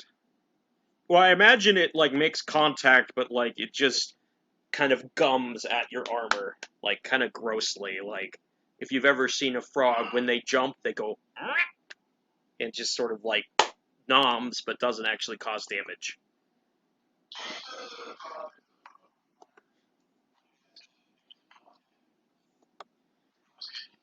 Um, I'd say being amphibious, once it gets in the water, could probably see you, but like you could. I mean, I'm not doing surprise for any of these, but yeah. Which frog is that? This frog is 19 as well. It's gonna go after Ryder. Let's see here. Well, that's even worse than 7, so that doesn't hit. Alright, now it is Vodo.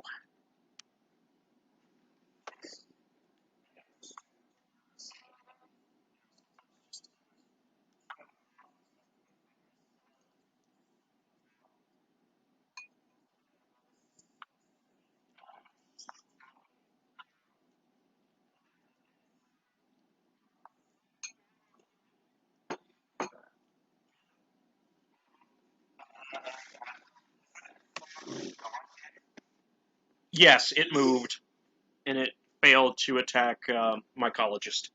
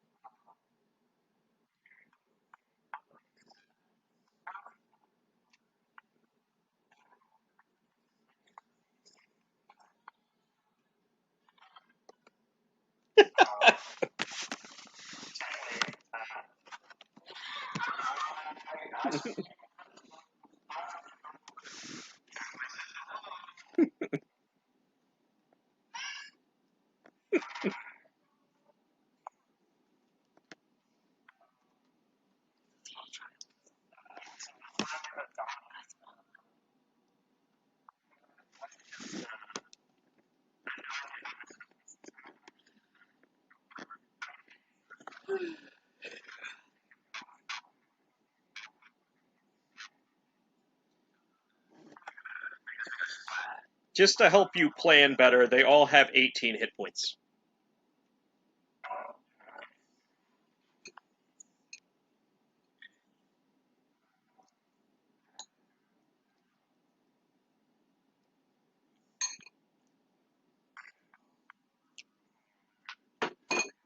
God damn it, Connor, what did I just say? Oh, no. I thought you said you did 11 hit points of damage, and I was like, you didn't kill it? God damn it. Oh, no, 11 meets it. Sorry, I thought you were saying you dealt 11 damage. I'm like, I told you to kill these in one hit, god damn it. But, no, you're good.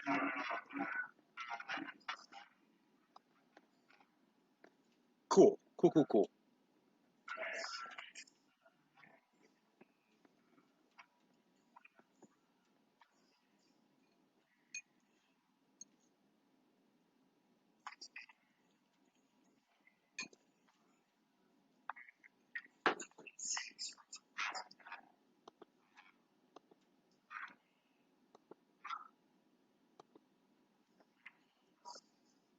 Jesus. Cool. Anything else in your turn?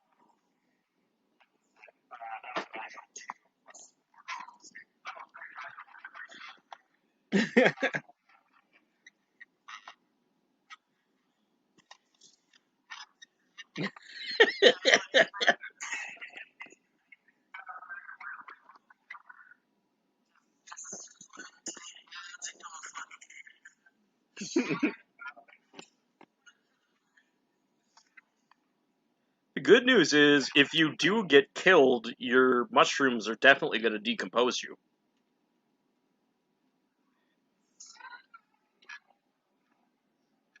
Yeah, and in that way, you would live forever in the mushroom. Um, yeah.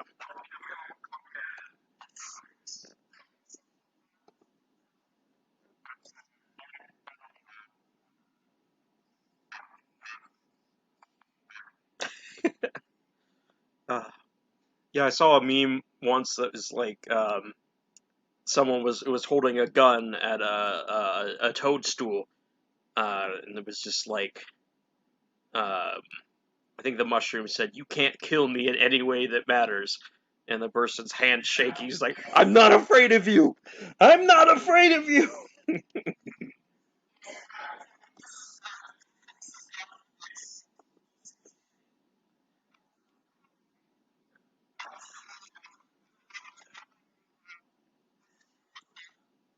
All right.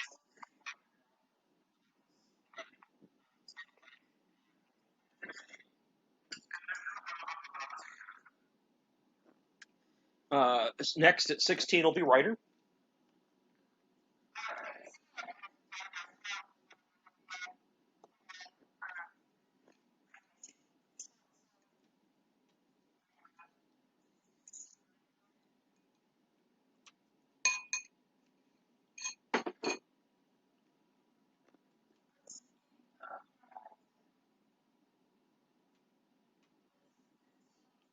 Yep.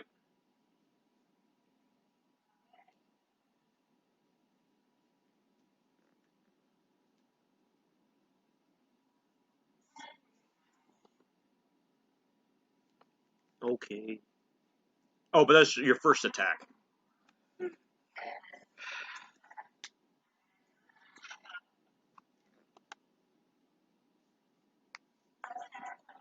Ooh. Okay.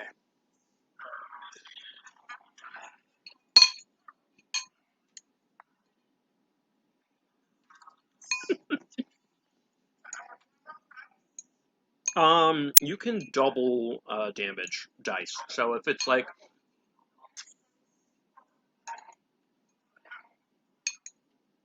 cool.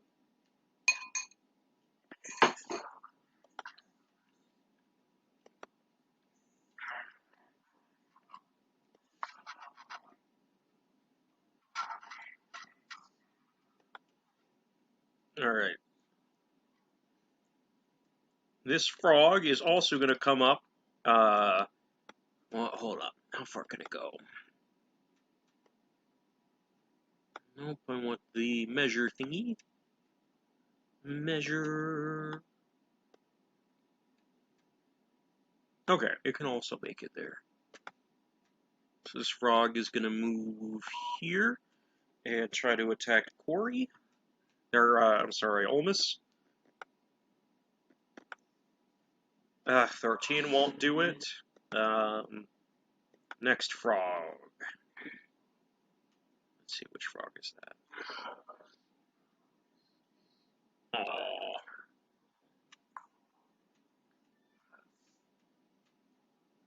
Let's see, this frog.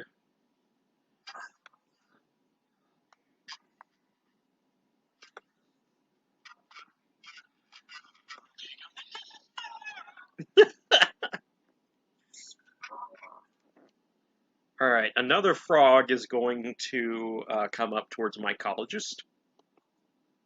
God damn it, what is with these low-ass frog rolls? I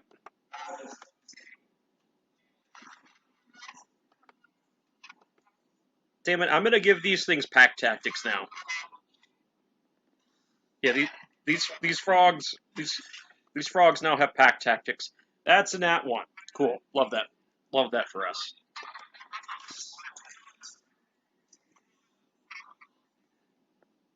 The frog what? Oh, where they can just like grab on and like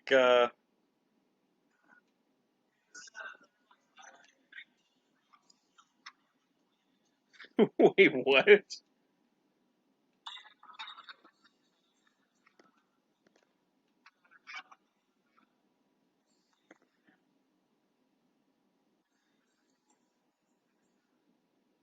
Wow.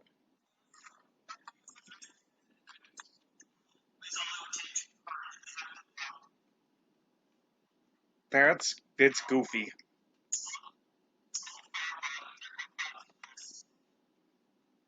Alright, that frog.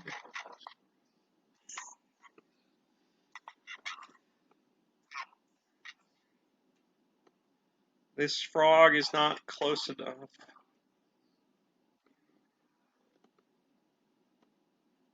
This frog is going to move up 30 feet and stay there. Coming down to the last of the giant swarm of frogs. This one I think can reach Ryder. Alright, so that frog is going to attack. These are some low rolls. I'm getting grumpy, but it's okay. Alright, now it's mycologist.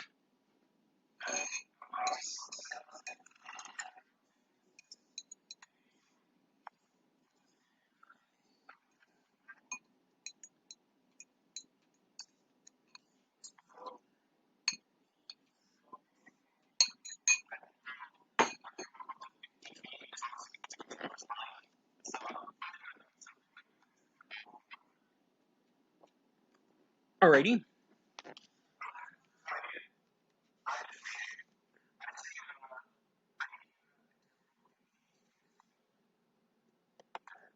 Okay. All have a +1 to strength. Let's do.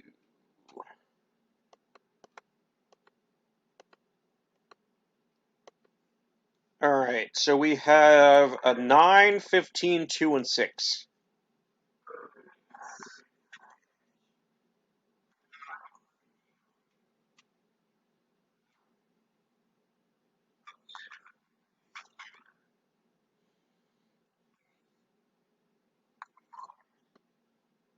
Oh, none of those frogs die.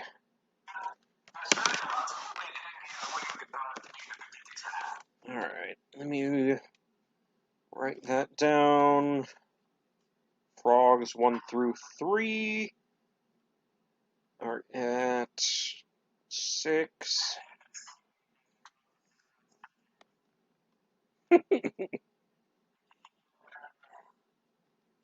Four has 12. Alright, cool.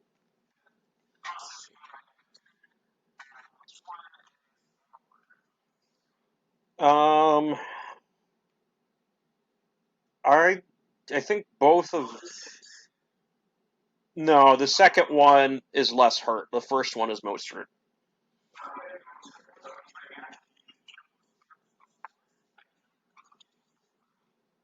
How much constitution does a frog have? Not that much.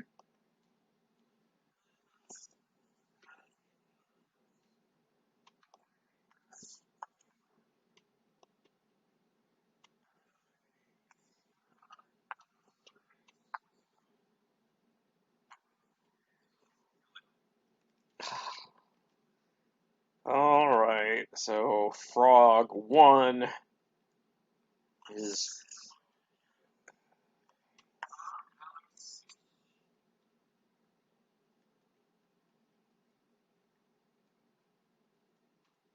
Okay.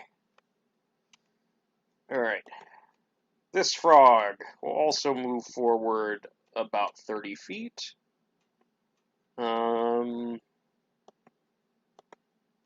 Let's see. First frog that rolled a 9 is going to go up. And with pack tactics, hopefully actually deal damage. How? How? How do these frogs suck so bad?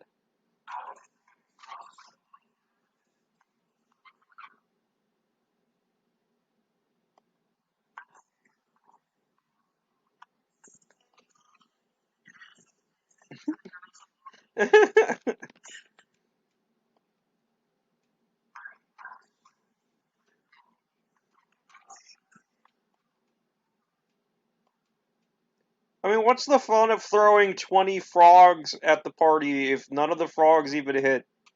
Statistically, one of them has to, right? Yeah, see, even with pack tactics now, the highest I rolled was a 12 for that frog. Alright, come on. Let's see. Can this one hit Ryder now? Oh, 19! Alright, alright. 19, I assume, will hit? Wow, get ready for it.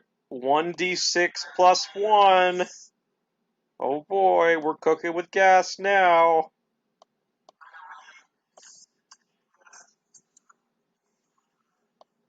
Alright, you take 5. What damage does a frog do? There's no way a frog does piercing damage. That is incorrect. That is incorrect information.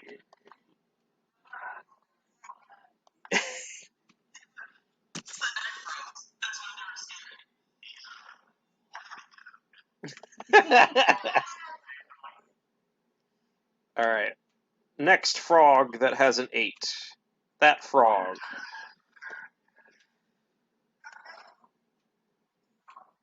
I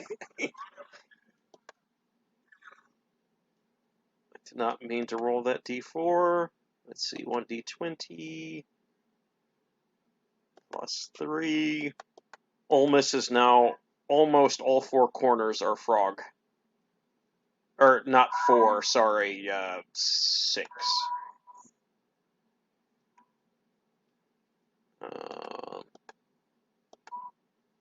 Nope, again, with advantage, the highest I got was a 7. This sucks balls.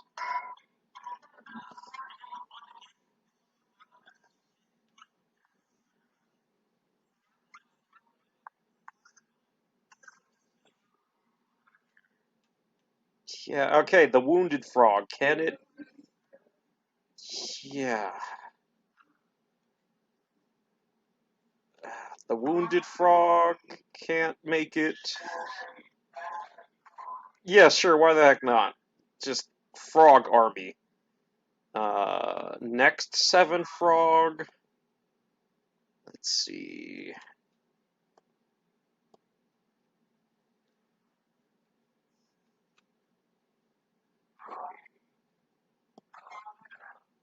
Alright, cool.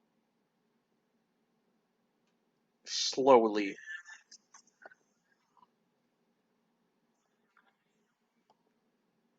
Ah, dang it, you said it was 18 or 19 for AC, Corey? Woo!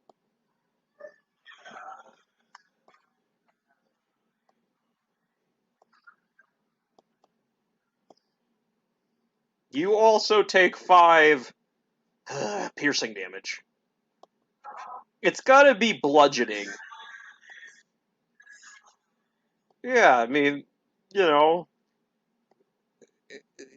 small victories, right?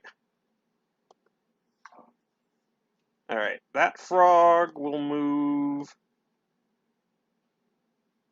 30 feet, getting closer to Ryder. Frog number 5, or 5 in initiative order. Let's see, frog number 3. Ooh.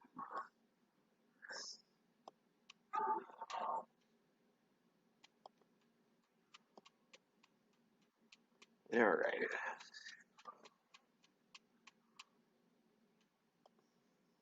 Let's see. Plus 3. Okay, does a 17 hit, Ryder?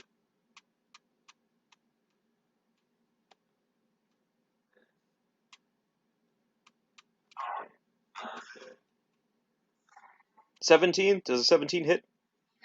Yes! It's all coming up frogs.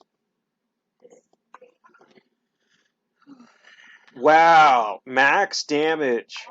Wow, you take 7 piercing damage.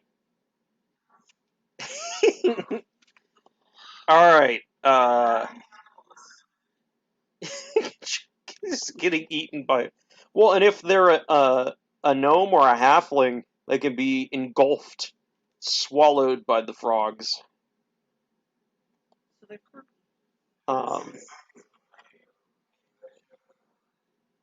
all right, Olmus, it's finally you, and there is one frog that is behind initiative order from you, so we're almost back at the top.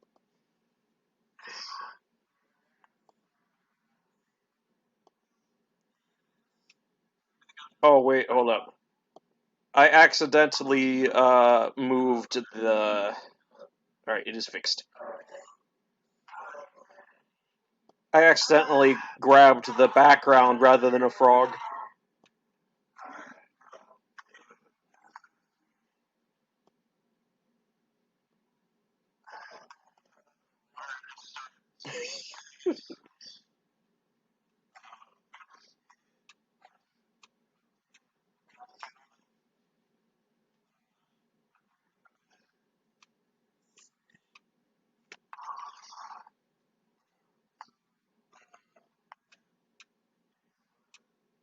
Perfect.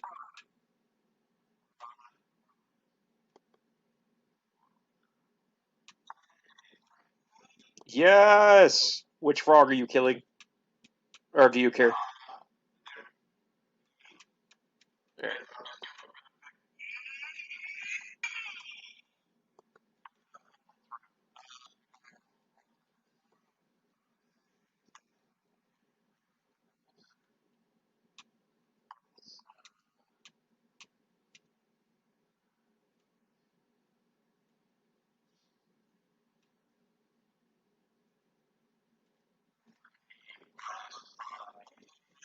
Mm-hmm.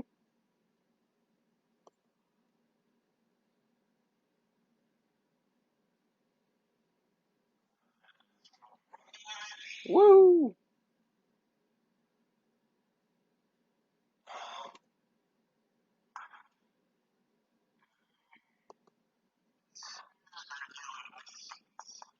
Oh.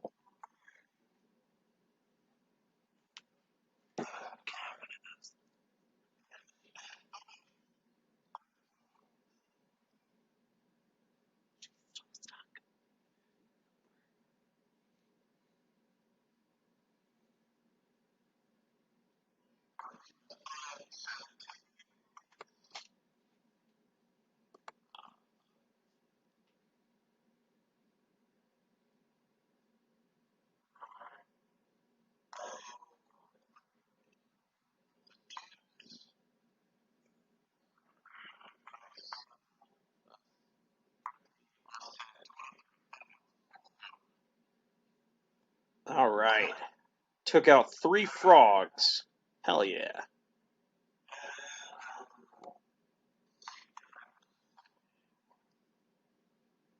Perfect.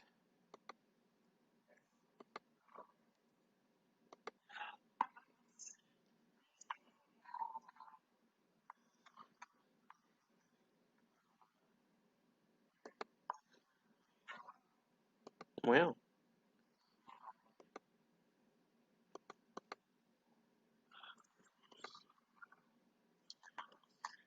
Alright, Anya, does 14 hit? Alright. Back up to crap. Arlen.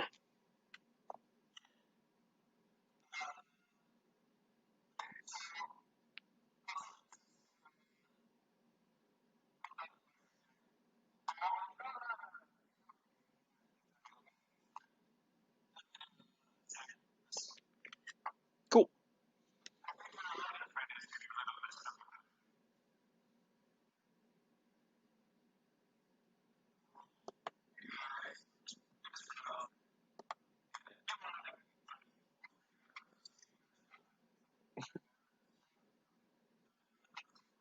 Perfect. Is this to hit or to... Okay. Sure.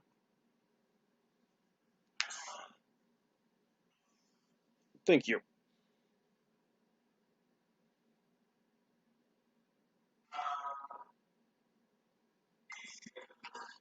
Perfect. That takes out that frog.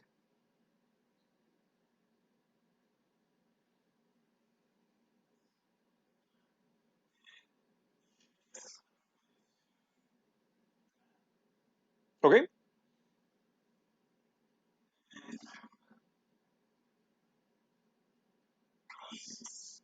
Perfect.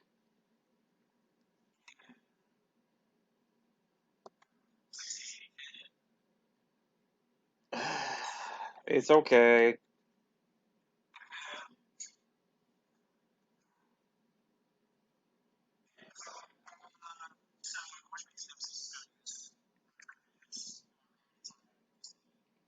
Perfect.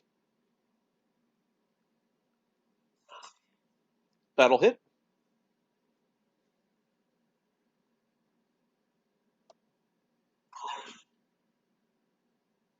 Perfect. It only had 2. Is that it for you?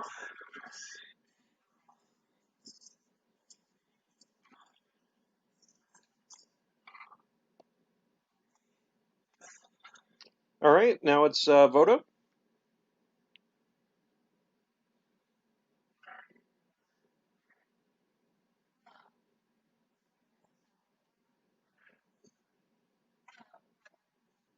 Oh, my bad.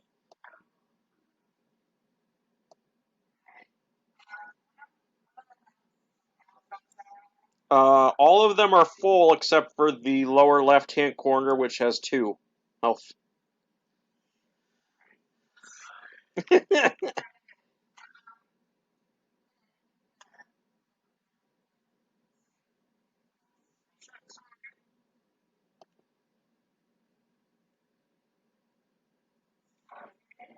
Cool. I'm just gonna kill it. Well, I guess technically, no. Wait, your dex is higher than its hit points, so it's like technically you could not roll high enough, but with your modifier, there's nah, it's dead.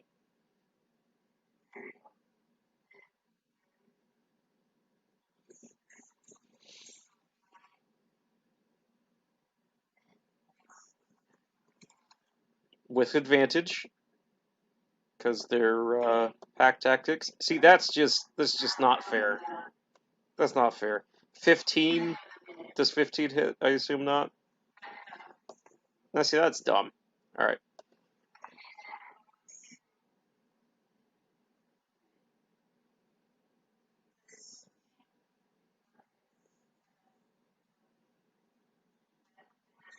No, yeah, I'm gonna allow people to switch weapons. So if you're going for your crossbows, that's fine.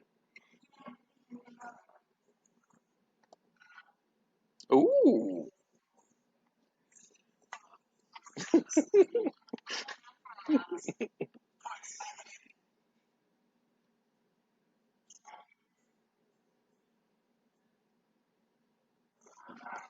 Yeah, that'll work.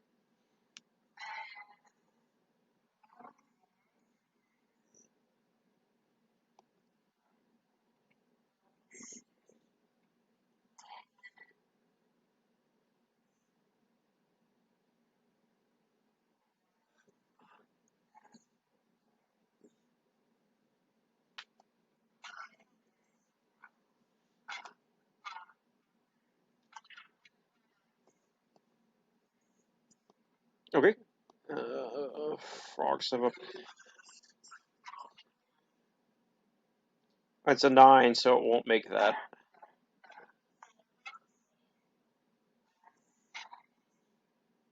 Eh. Okay.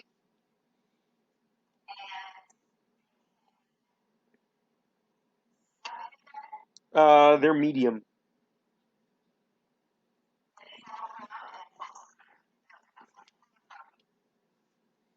All right, cool. So they have 12.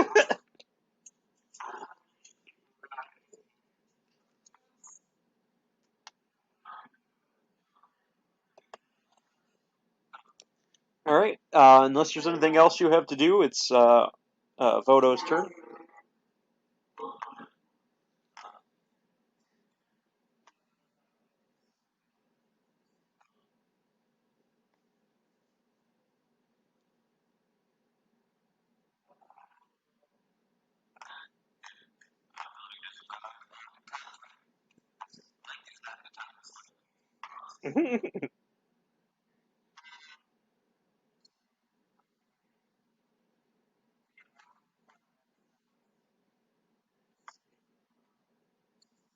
Yeah.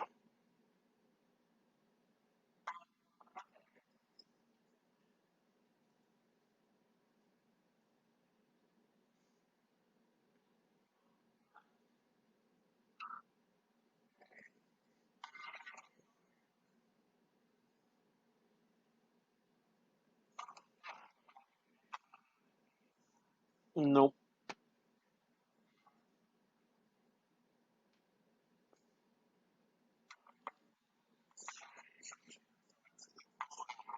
All right. Cool.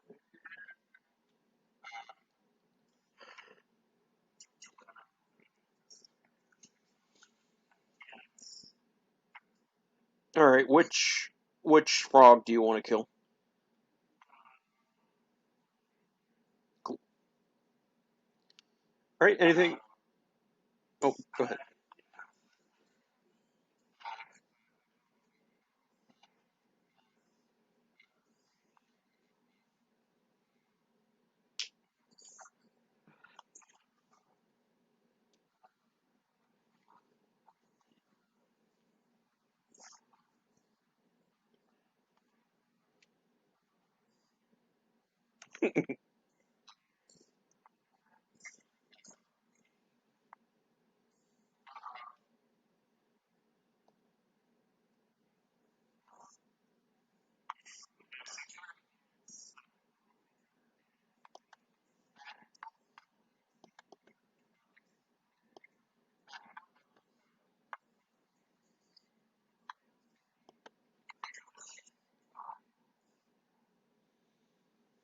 Hmm,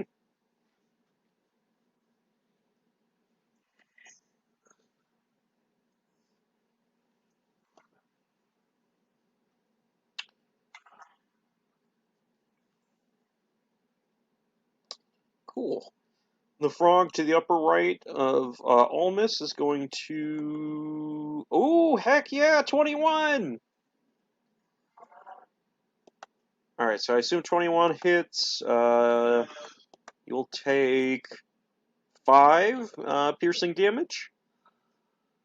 Let's see, which is frog 13? Uh, that one down there. It's going to attack mycologist.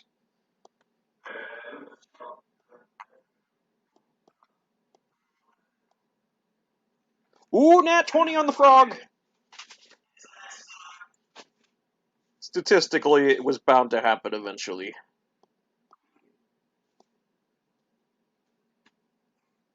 Oh shoot, I should have doubled the dice there. It'll be 9 damage. 9 piercing.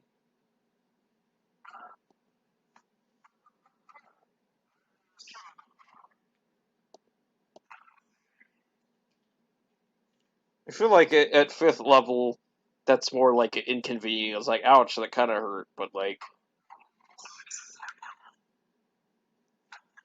Oh yeah, because you got the mushroom thing. Alright. Frogs aren't very smart, so that one is going to advance towards Ryder.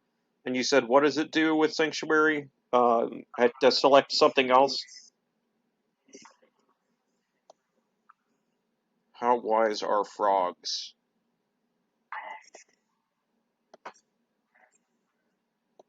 Okay, well, it's got a +0, so it all comes down to the roll. It's a nat 1.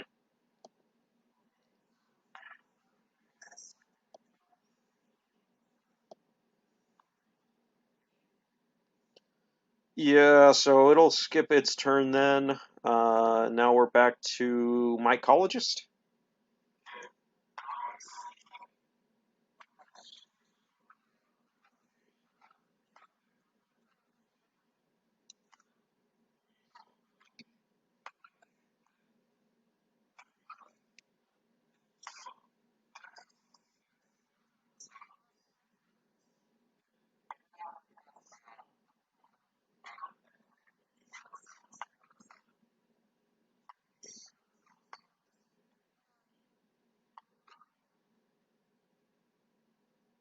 Alrighty.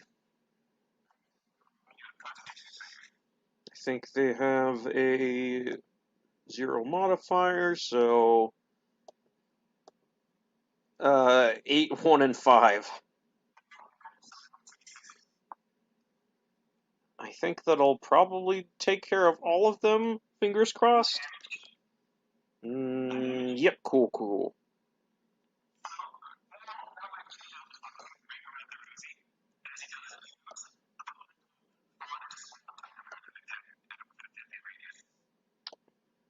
Well, can't use those frogs anymore.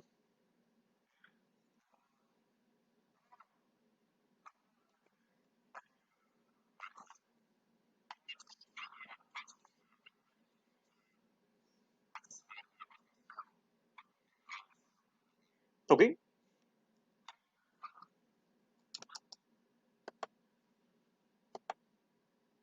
2. Yeah. Oh shoot! How much did that one have? Yeah. Unfortunately, not. But we're getting closer.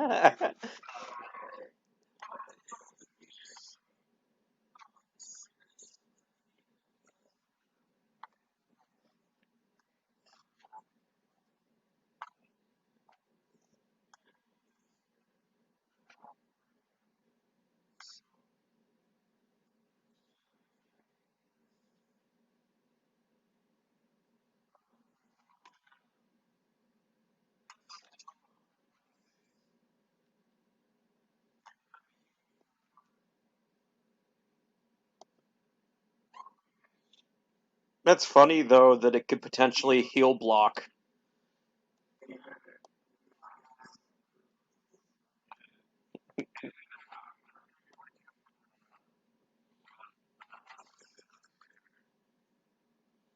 All right.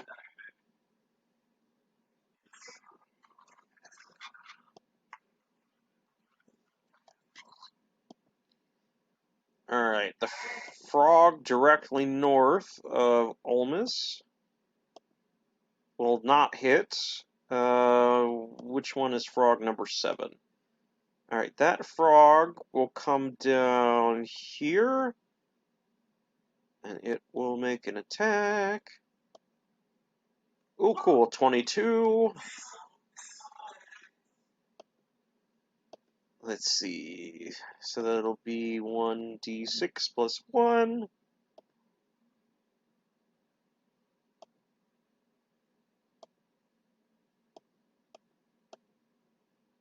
That'll be 6 piercing damage on Olmus. Is that frog? Yep. 22 was to hit, and then 6 piercing. And now it is you.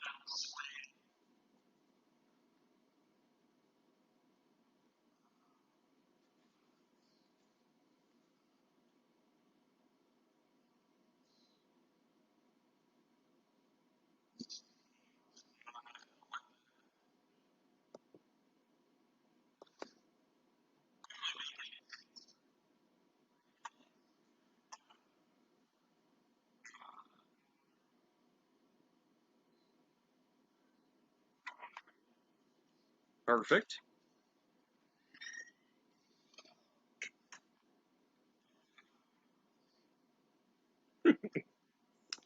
All right, back up to the top of the round with Arlen.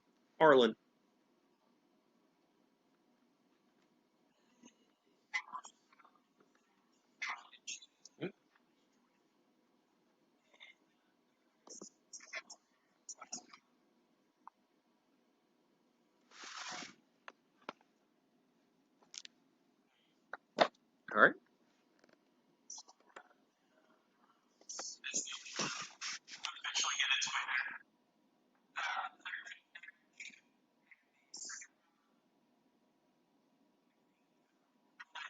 Perfect.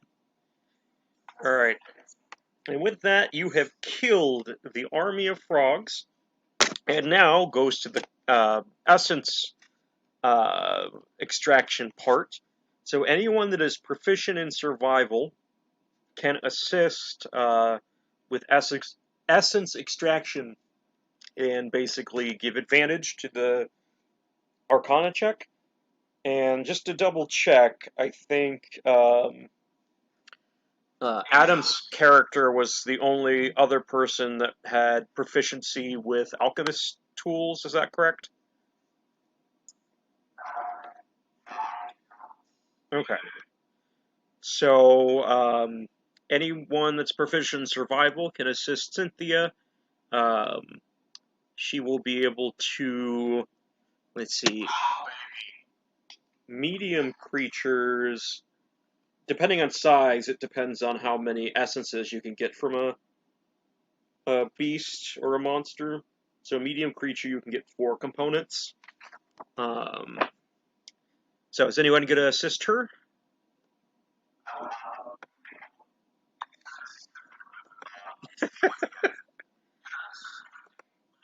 Yeah, you can. There's plenty of frogs. So she's going to. Let's see. Um,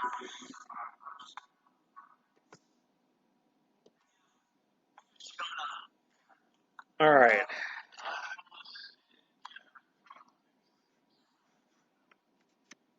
All right. So for her first roll, she's able to get an essence successfully. I forget how. Let's see. Okay, 10-minute period. Cool. All right. For her second roll, she will not be able to get the essence. Her third roll, she will. Fourth roll, she will. Fifth roll, she does. And sixth roll, she does. Okay. So in the first hour is the only time you got an hour to take essences out. She's able to successfully get 5 essences out of the 6 possible essences. And Frog, I believe, what did they give us? Perception. Okay. So we now have 15 of the Mercury essence and 5 of the Perception essence. Um, that was all Sheen.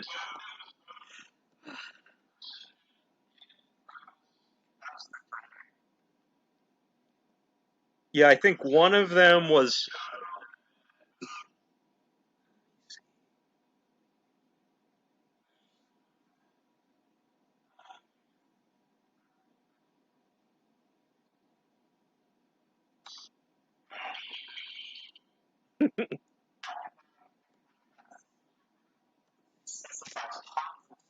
Oh.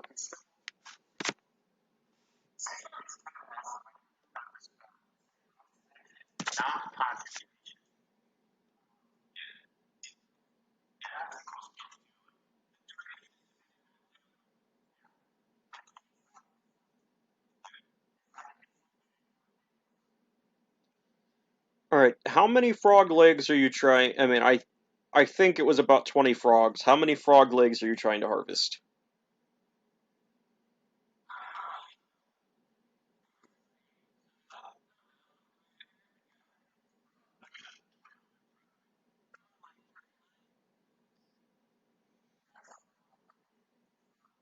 So they're medium creatures. So they're technically the same size class as all of you. Um, That's a lot of meat then. so yeah, that's like eating one of your legs, basically.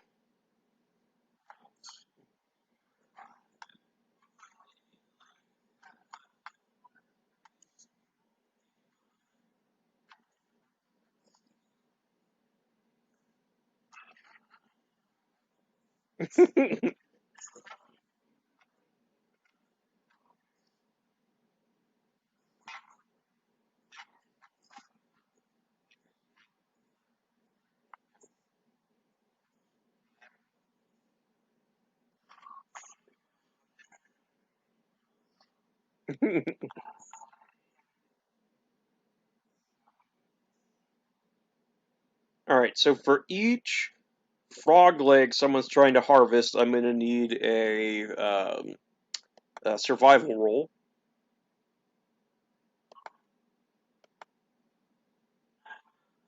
Perfect. You struggle with that one, and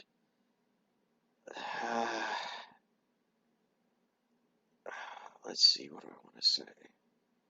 You kind of splinter the bone, and it gets all throughout the meat, so it's gonna not be as good a quality if you decide to cook that one.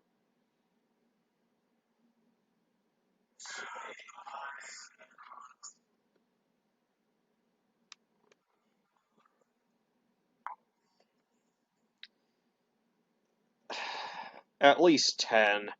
So that's why for 9, I think probably not perfect.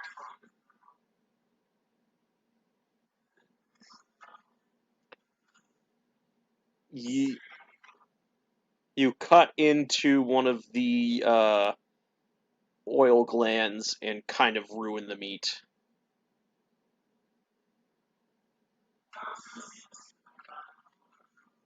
Or not, maybe not oil glands, maybe you cut into the intestines and it's just gross frog gunk.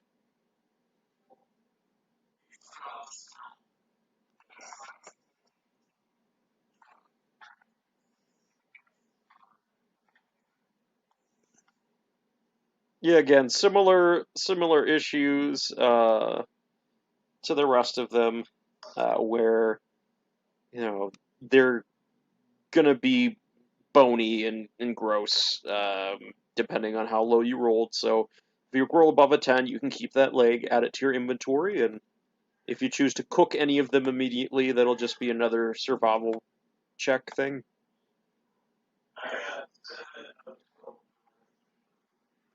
Perfect.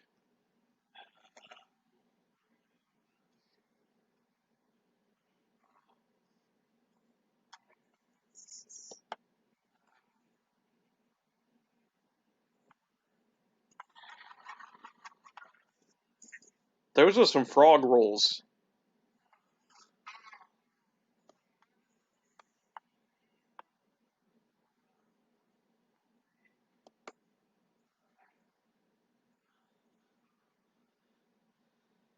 Because the frogs were rolling ass today.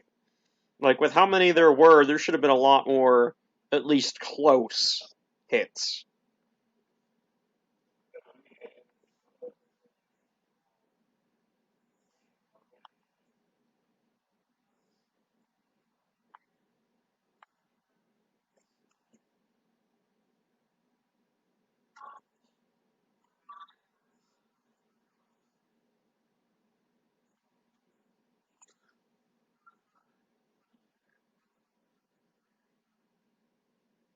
Ooh.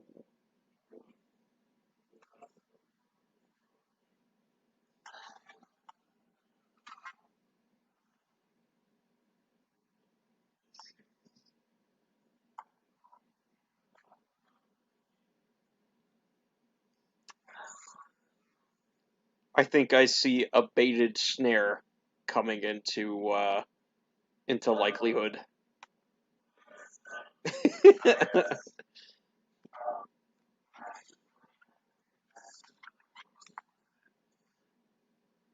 Just spreading fungus wherever you go.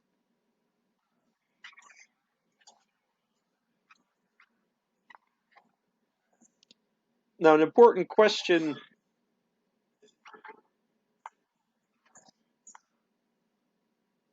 Ah, yes, it's me, grad student age. Um, so do the mushrooms like grow on or in him? Like how to?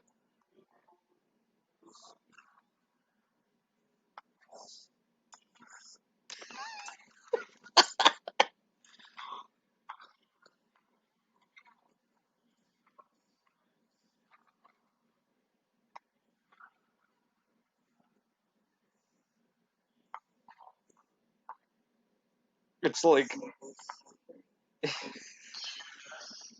it's.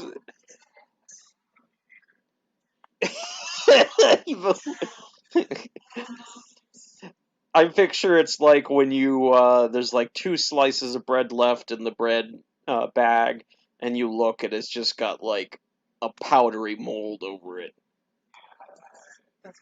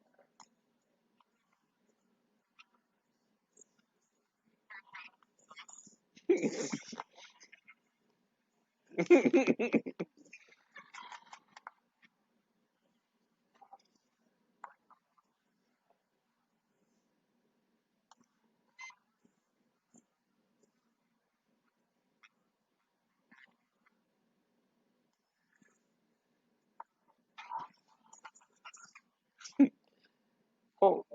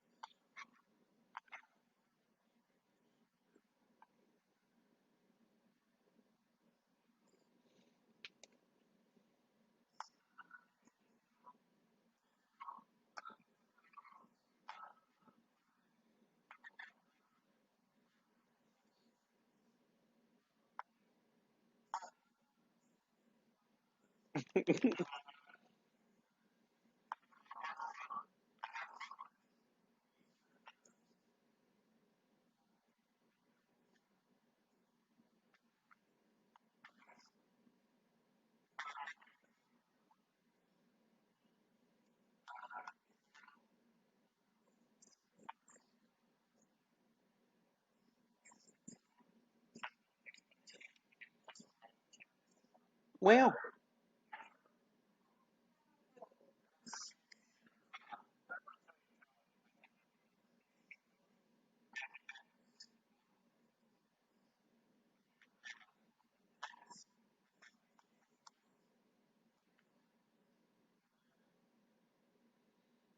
all right. Are we going to attempt to cook any of the frog legs? All right, just do a survival roll for. You don't have to do it for each one. You could just cook them all. Perfect. So just not as like phenomenal and like mouth watering as before, but pretty close. So this is also somewhat of a spiritual experience. The large frog legs, which like are ginormous, and like a comically oversized turkey leg, you could just sort of pick up and take bites out of it. It's juicy. It's uh, they taste very good. I'm sure from all the things swallowed by these giant frogs. They're juicy, um, salty. Just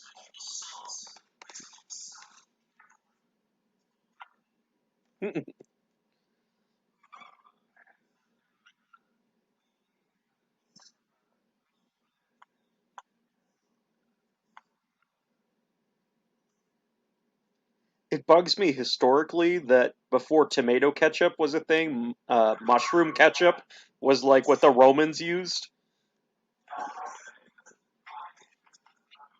Hmm. Hmm. I feel like that might actually be good. I feel like it would be disgusting. But like you don't like mushrooms. But as I long as it's not like acidic-y, it would I be like good. some mushrooms if they're chopped finely enough and mixed in with stuff, but like, ugh, You don't want to taste the mushroom. no, I don't really want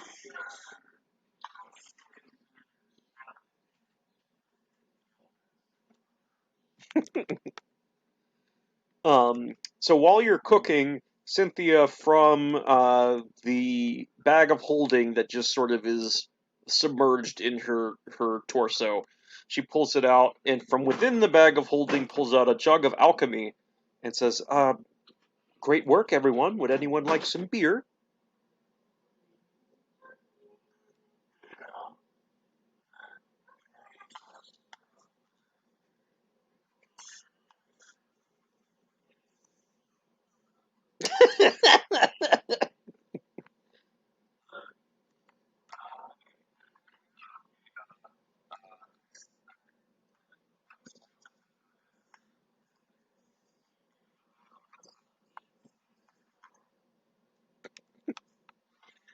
Hey, girl.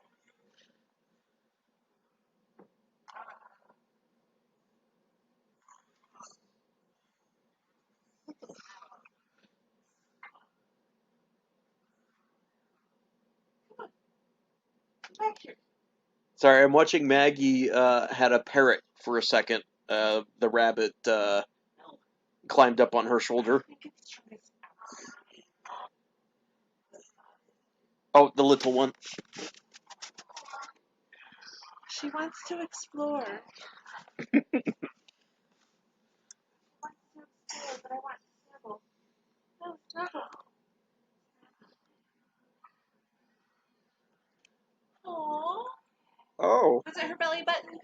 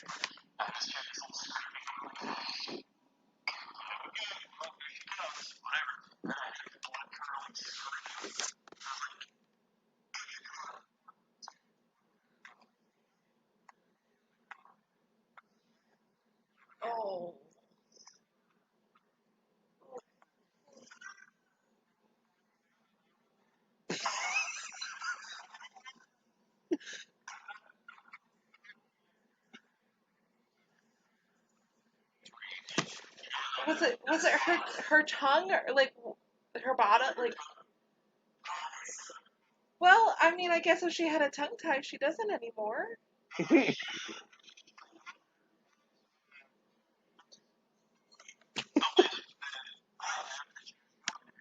Oh, poor baby. That is.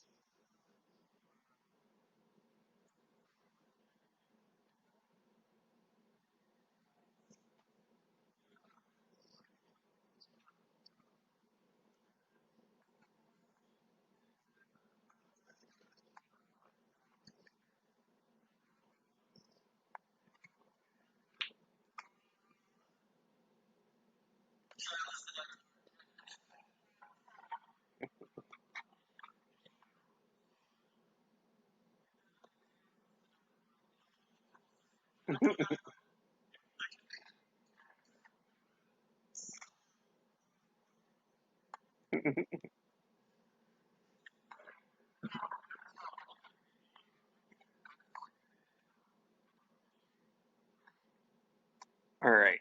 So anyone that wishes can have beer and frog legs, and then when we have all rested and gotten ready, we are ready to follow Olmus to where he knows of a griffin.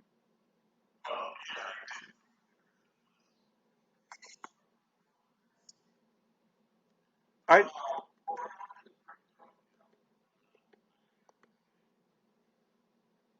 Yeah, it might not be a bad idea since it's dark for everyone to get a good night's sleep. So we can do that and take off in the morning.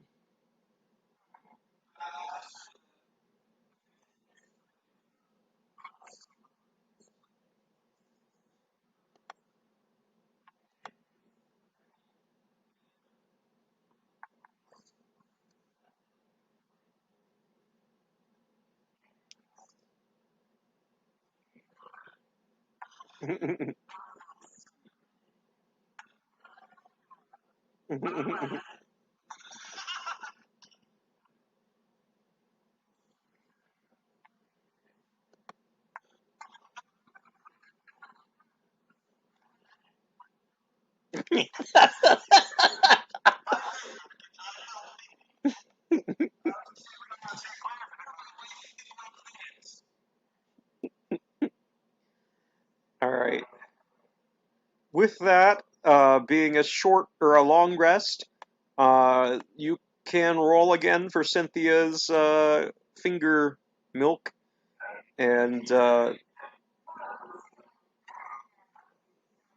Corey started it.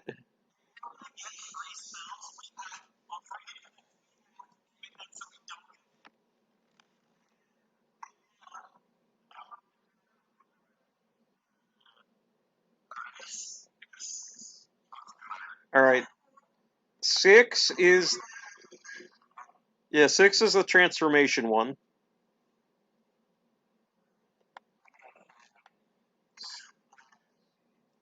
Yeah, five is the next best one. You get a flying speed of 10 feet for 10 minutes.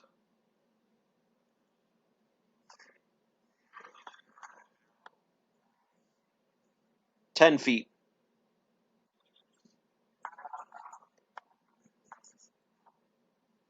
Yeah, it says flight. The drinker gains a flying speed of 10 feet for 10 minutes. Yeah. Um. Yeah. Two was the speed one. Increased by 10 feet for 1 hour.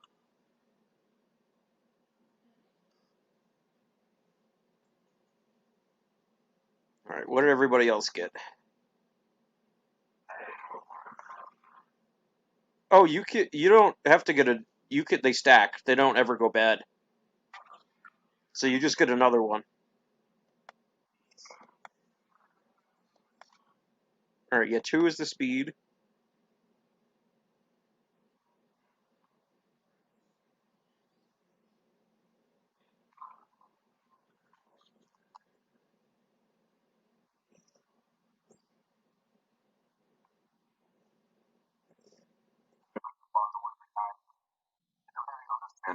Very understandable. Anya, what did you say you got? I got a 4. 4, it's a potion of boldness.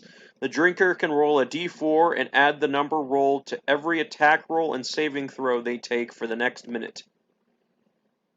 Damn, alright. It's like forever bardic inspiration for 1 minute. It's kind of Can you repeat amazing. Can you repeat what it is? Yeah, Just one more time? the drinker can roll a d4 and add the number rolled to every attack roll and saving throw they make for the next minute. I picture that as you roll a d4 as you drink, and you just add that number to every roll you make, rather than rolling a d4 each time. Yeah, that's what I figured too. Chris, I think you're muted. Did you say what number you got?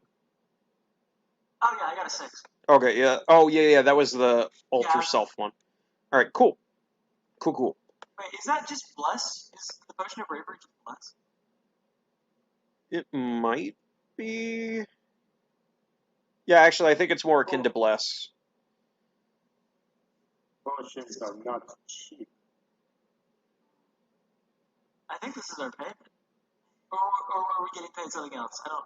Oh, yeah, you might not care because you just showed up, but everyone was getting, I forget how many gold pieces, but it was pretty generous pay. It was like not wealthy, but whatever is it moderate lifestyle? I don't know. It was whatever the median lifestyle was, where like you're comfortable, I think. So you get enough money to live a comfortable lifestyle for the whole week. And you get free potions and stuff. Yeah, I'm into the potion. I mean, I was in it anyway. I was just like, Right. but it's fine. Alright. Mike gets to do more mushroom shit, so he doesn't care. So, I see Corey's out of the room again, but I'll say we're able to get I'm to... listening. Oh, he's there. Let me double check. I forget what type of habitat griffins live in, but I'll load the appropriate map in a second. Yard. Let's see. Environment.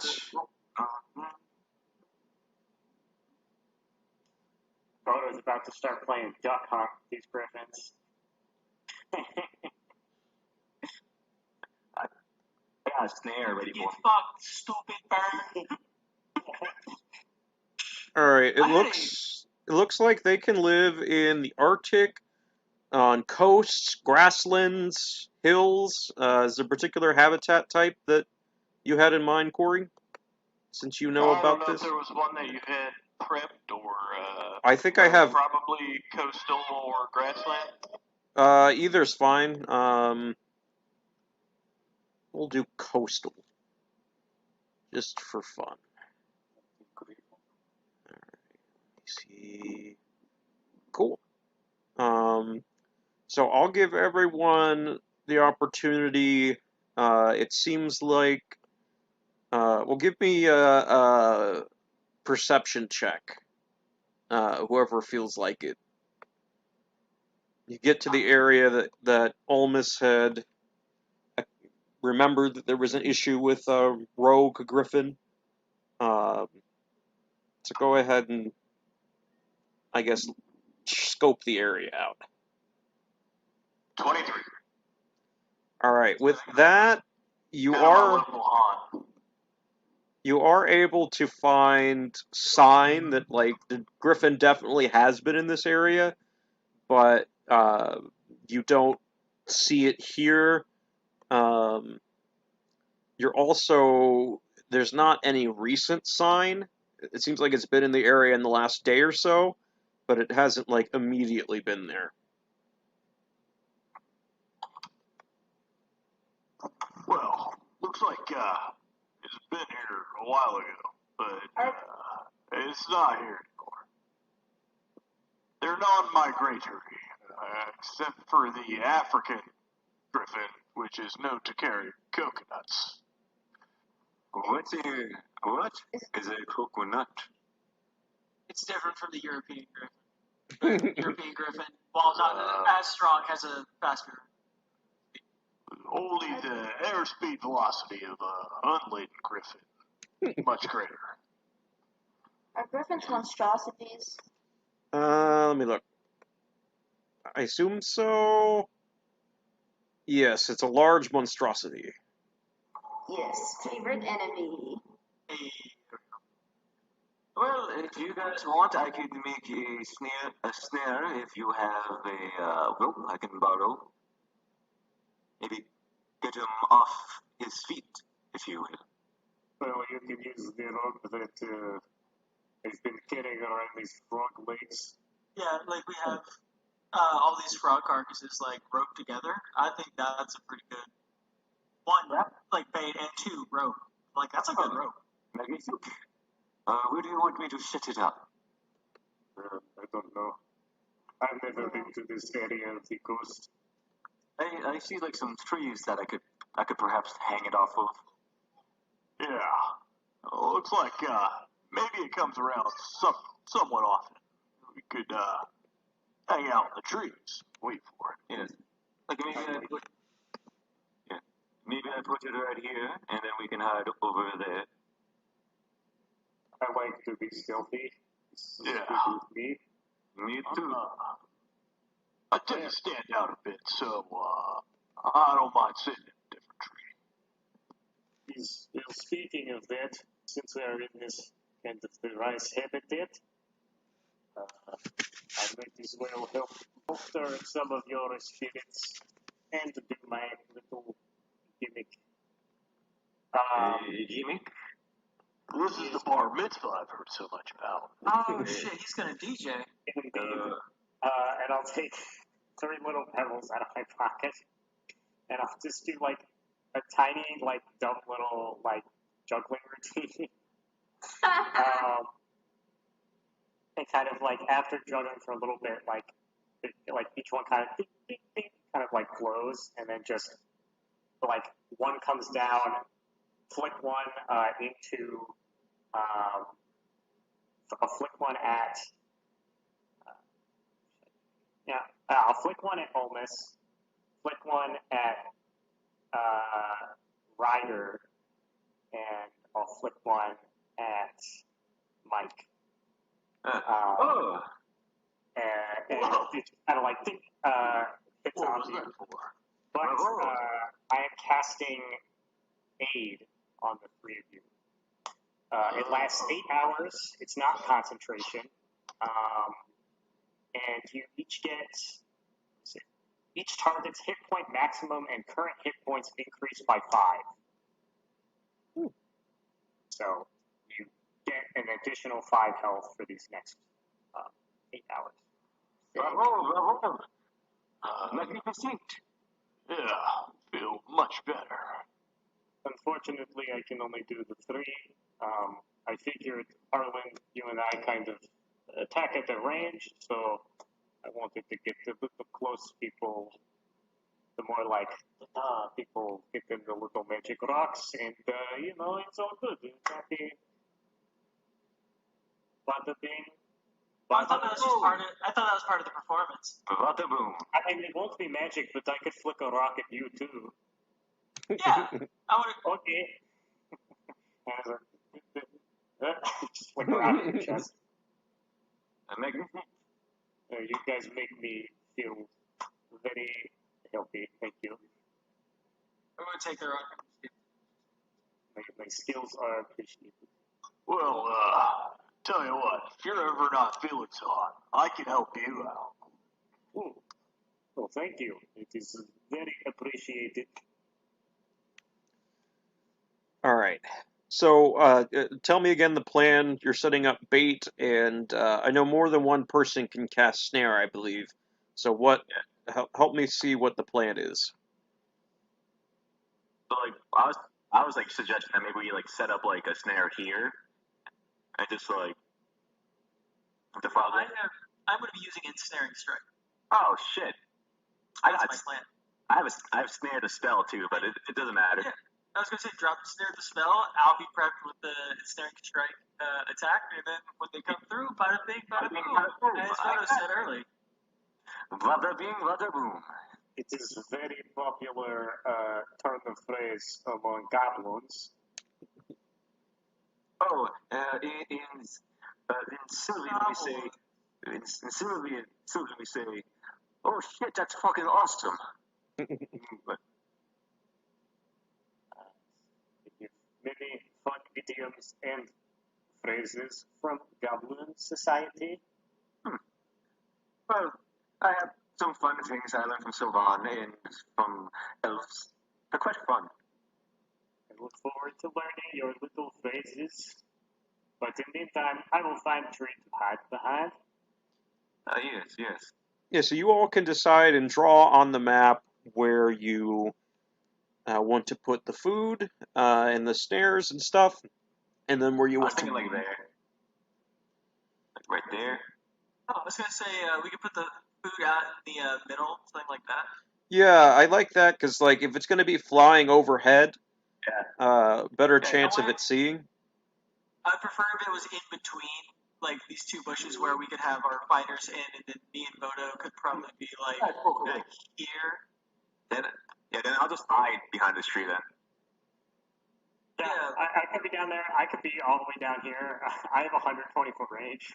Yeah. Okay, yeah.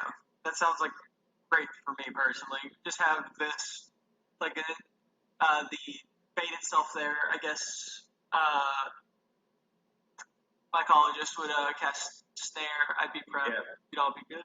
Yep, and then when I see it, I'll cast my little mushroom armor. I guess I want. All right, so Yeah, is that green circle where you want it to be, or does it need to move? Yes, this one right here is. Yep. Cool. I just wanted it like in between. All right, cool. So with that, you have enough time to cast snare and get the corpses or whatever amount of frog you picked, and then you can go ahead and place yourself wherever you want. Yep. Also, I'm going to use my feet to just cast invisibility on myself. How long does it last? Let me check how long invisibility is. Because you can always wait until like it gets closer Yeah, or that's anything. what I mean. That's up to an hour, so I'll wait until I hear some flapping. All right. So everyone can place themselves on the map where they want to go. And then I'll say someone can roll one die for every hour to determine if it shows up within that time. So who wants to roll for the first hour? What would this roll be? Like a d20 or like Just a perception? flat d20. I got it. First one, Mm-hmm. bang, 19. Yeah. All right. I was going to say anything above a 16 would make it show up. So you're not waiting very long. It clearly patrols its area very regularly, like its territory. The tracks indicate that it probably only lands when it sees something good to eat. Maybe it only landed in the area a couple days ago, but it's very regularly there. So within just an hour, you hear first, I'd imagine, swooping down from some of the cliffs, further down, making its way. It'll fly over the coastal area here, over the water. Let me make it bigger. Let's see. I think large is 2x2. I think. Yeah. Cool. So you'll see it sort of fly, follow the coast, and as you're watching, you can see. You'd imagine you could see its outline pretty well. You can kind of see its head almost turn and like clock in, and then it sort of zooms around and eventually lands near the food. As it lands on the ground, it sort of takes some a whiff of air in through its nose. You can kind of hear. It also turns its head in various different directions, and it's looking. So I'm gonna do a perception check for it to see. Yeah, I popped invisibility and my mushroom armor, so if that helps at all.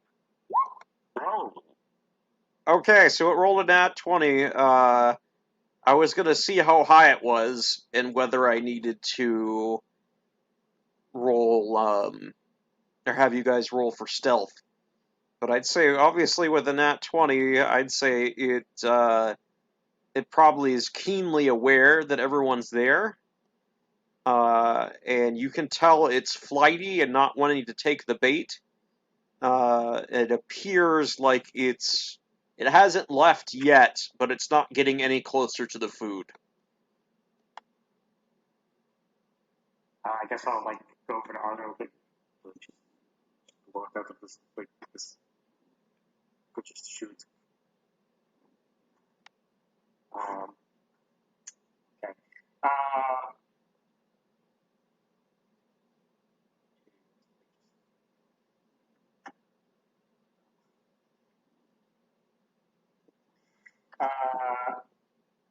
Didn't know It is that on I the was ground, muted. right?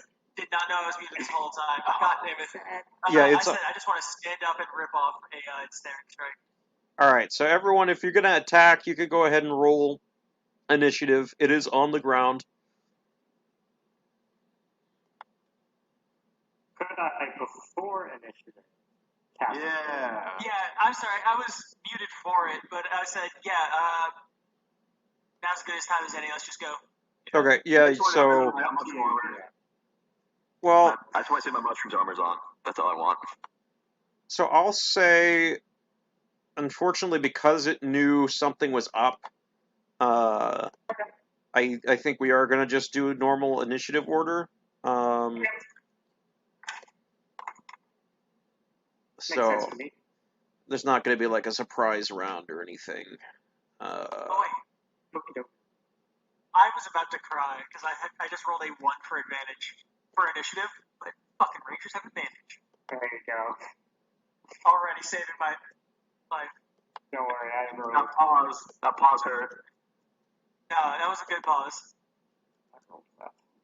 13. All right, I was kinda 11, 13.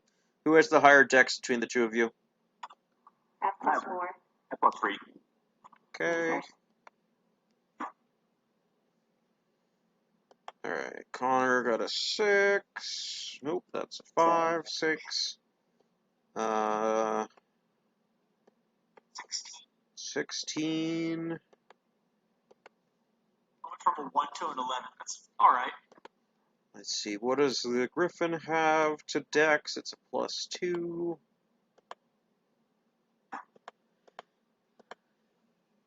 Also a 6. Ooh. Make Wait, me there's tickets before it. Yes! Because I have a +3.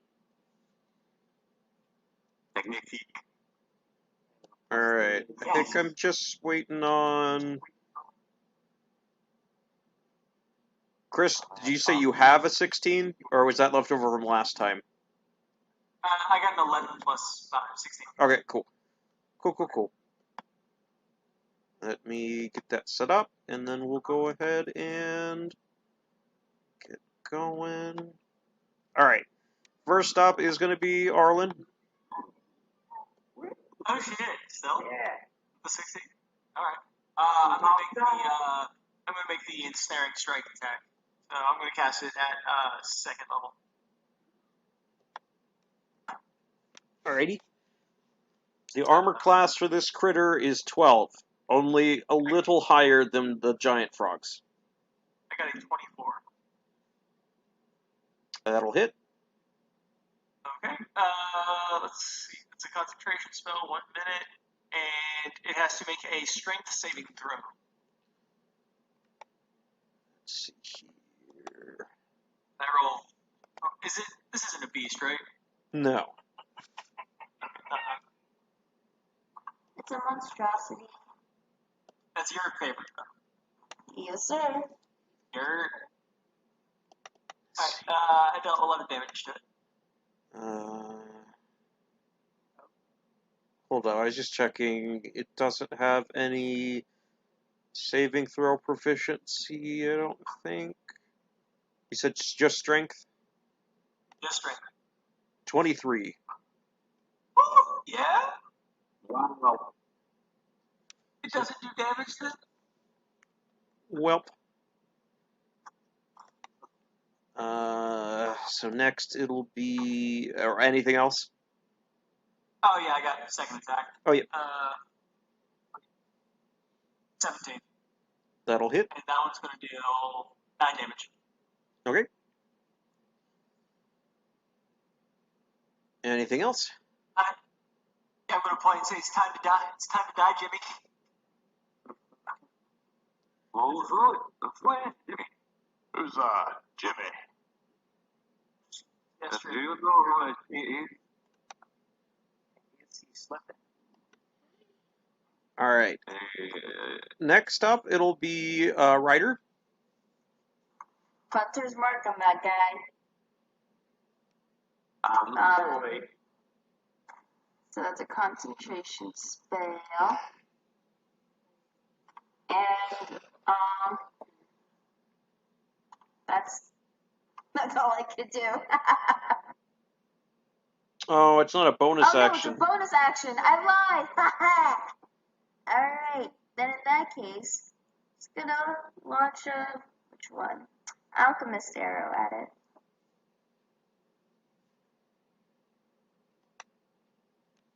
Mm. 14 to hit. That'll hit.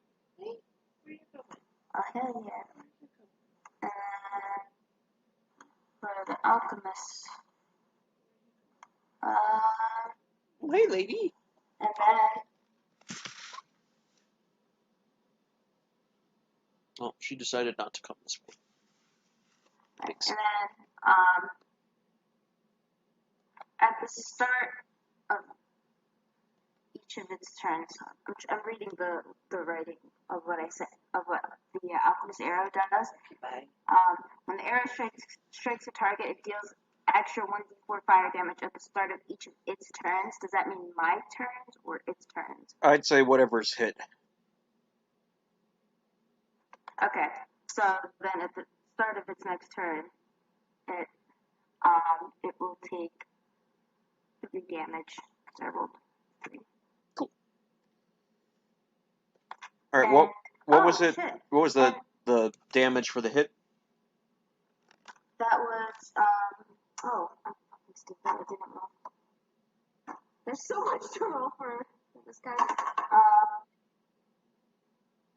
Did you roll the extra One d6 piercing. from Did you roll the extra d6 No, not yet. from Hunter's Mark?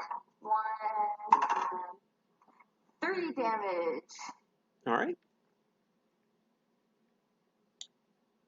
All right. Anything else? And that's the end of my turn. You don't have more than one attack as a ranger? Oh, I'm fucking dumb. You're absolutely right. Let me do that again. With an explosive arrow this time. That's a natural 1. It's gonna explode on me. Give me a second. Actually, I think you might target the tree that has mycologist and Olmus. I'm reading it. It says if the attack roll is a critical miss, the arrow explodes inside the crossbow, having the shooter be the target of the explosion. Okay, if it says that, I suppose. It says that. I suppose I'll use the rule in the book I bought. Alright, so that means I need to make a dex throw. yeah, roll your damage and Just take 1d8 fire damage, sorry. also that that crossbow is destroyed. Remove it from your inventory. It says the crossbow will not be destroyed by this explosion. It's bullshit. Alright, fine. If that's what it says. I I think it totally should, but okay. But I do take 8 fire damage. And oh wait, but I have the 8 on me, don't I? So you have a +5 to help. Oh, okay.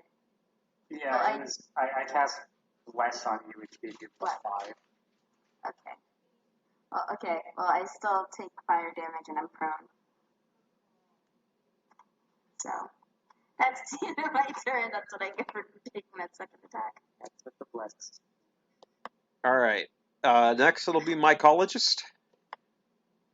Mike just walks out. He's like, this is going to be fun. And I'm going to cast Ray of Sickness at level 3 because fuck it, we ball. Alrighty. Let's see. I used to have. No, I do. It's a spell attack. Oh. It's a spell attack. Okay. And I missed. I got rid of that one. Okay. Oh god. But since no one's next to him, it's fine. Yeah. And I'm like, well, reality is disappointing. And then I'm going to use my bonus action to get to cast Flame Sword. And then I'm going to walk up to him, use my reaction, and I need him to make a Constitution save. All right. Let's see. What's their Constitution? +3. Oh, that's high. Is it only my screen that the griffin looks like it's down here? Yes. Okay. For me, it was over here for a while. Okay, I'm just gonna restart Roll20.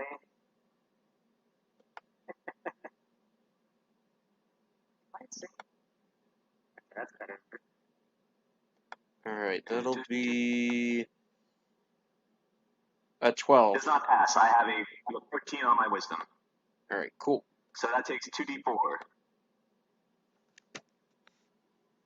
5 damage. 5 necrotic. Cool. Yep, my spores are necrotic. All right. Is that it for you?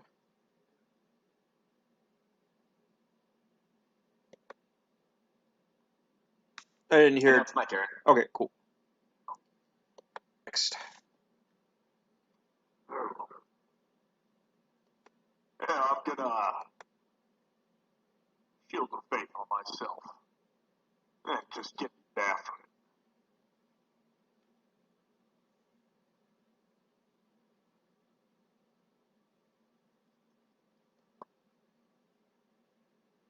All right, got a 14 and 18. Both will hit. Excellent.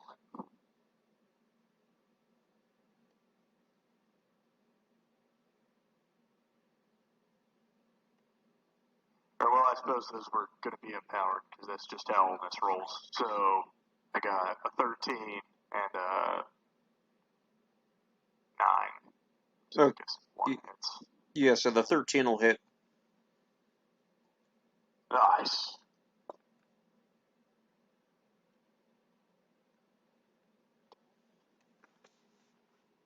It's 24 damage. Cool. That's hot. Yeah. All right.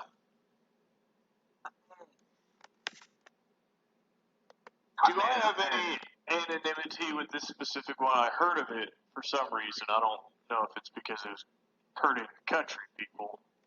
I don't know. I'll leave it up to you. How you Stealing know it. cows. Oh, probably because it was being a dick. So I'm gonna go ahead and smite it.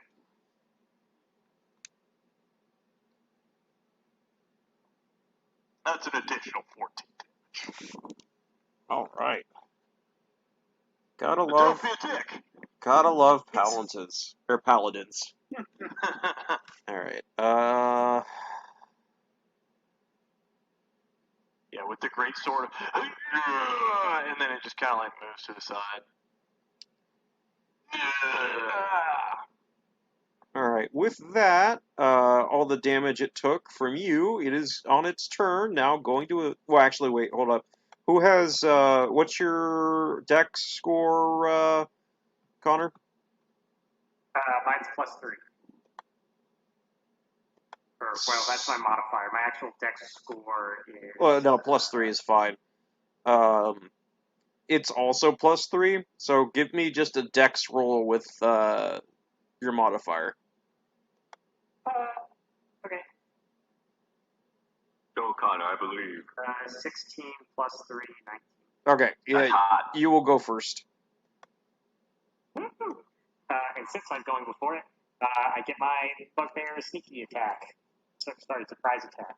I mixed up sneaky, another thing. Yeah, I guess I'll just stay here. I mean, I'm well within range. Getting flexed on. Yeah, I will just shoot it once. Yeah, I'll make this one a sharpshooter attack. So, I'll get a meatball. 18 to hit. That'll hit. Yeah. Cool. So then that'll be a d12, and then also 2d6 because of surprise attack, right? Yep.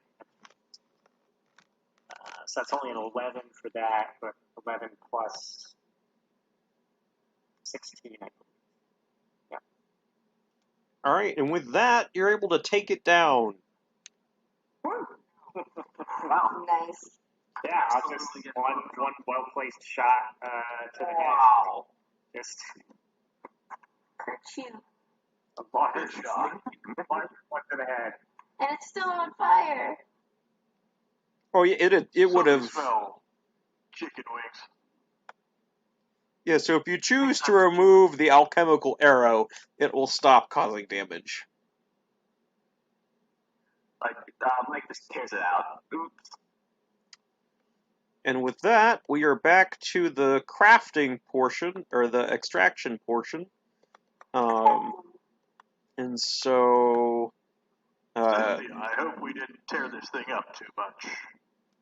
Oh no, it ought to be fine. Most of the good stuff comes from the entrails anyway, so as long as those aren't contaminated, I'm more worried. I assume you're going to want to eat it. As long as there's still usable meat, I think you'll all be happy as well.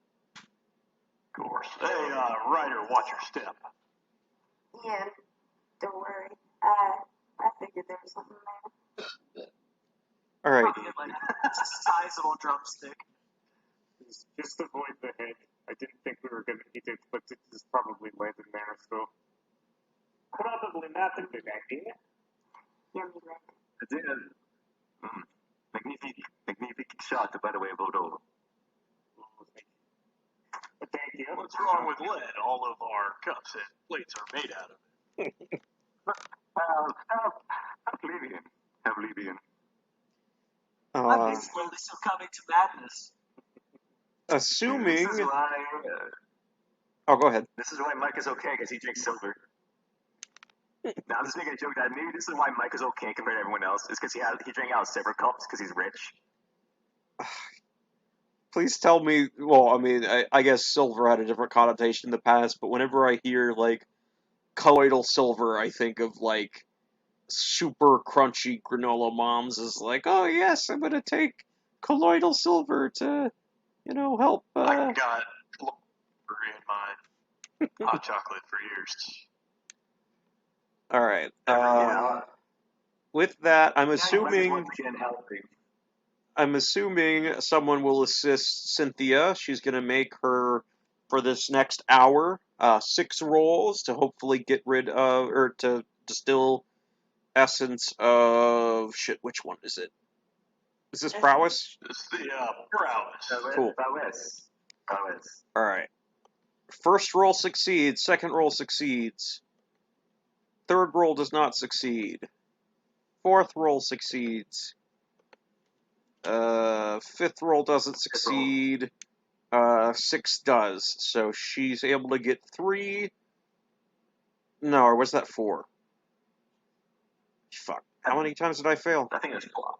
Okay. Twice. All right, so Yeah, she's it's able 4. to get 4 essence of prowess. It says, well, Yep. we've successfully collected the materials. We can return to my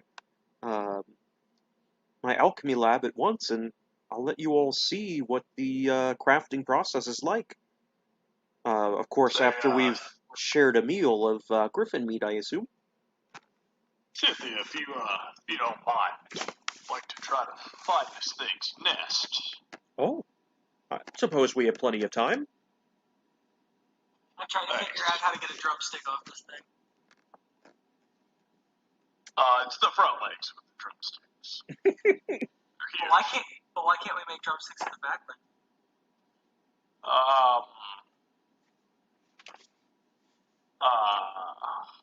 I look at Nemesis. Sorry, girl.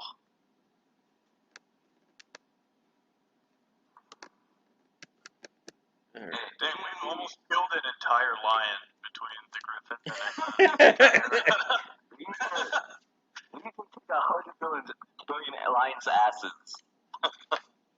Oh, I forgot to inform all you guys this. She has more intelligence than I do. I would not surprised. Oh. I'm not surprised. She's honestly the brains of the operation. She's also the charisma of the operation. She has a +2 charisma. Shit, you know what? Me and the Panther can rizz up. I'm just fucking stupid. Damn, he's got that W riz. Wait. I think our party leader should be an animal. I disagree. What if we just followed the mascot? I tend to say that's probably the move. Well, when the mascot's more intelligent than most of the party. Certainly more intelligent than me, but maybe slightly less good looking. You have not seen the magnificent dog that is Nemesis. She is a. I don't know I'm just gonna shoot you soon. Like you can see, like Mike popping like 2 more probably psychedelic mushrooms. All right, I will say. Good rocks. What do we do? That's 21 to find its nest. That's what I was going to say. I would assume you would roll a survival check. Upon scanning sort of the horizon, you're able to see there's a very tall tree that stands up further than most of the trees in the area. And you can see what looks like a giant bald eagle's nest, where, like, you assume that is the nest area of this creature. Oh. It kind of looks like where I would expect a cat. Or eagle. Or an eagle cat. I always want to make an omelet du fromage out of griffin eggs. Yeah, before I climb that tree, I'm gonna remove a few pieces of armor.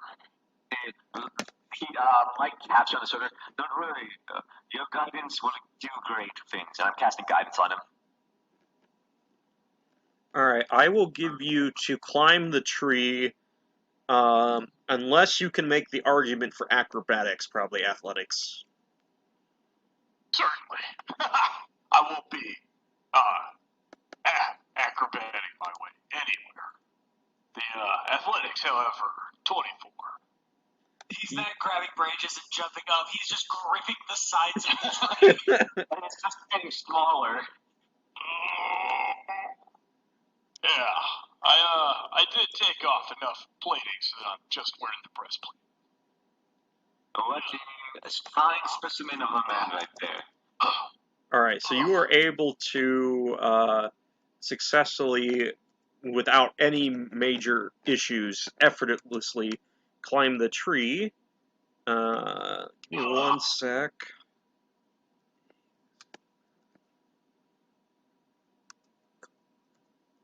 I'm basing the clutch size off of a bald eagle. So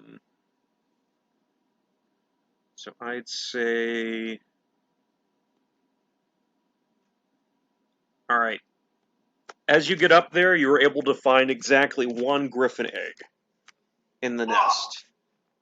There's bones and other refuse and stuff, as you'd imagine, in the nest.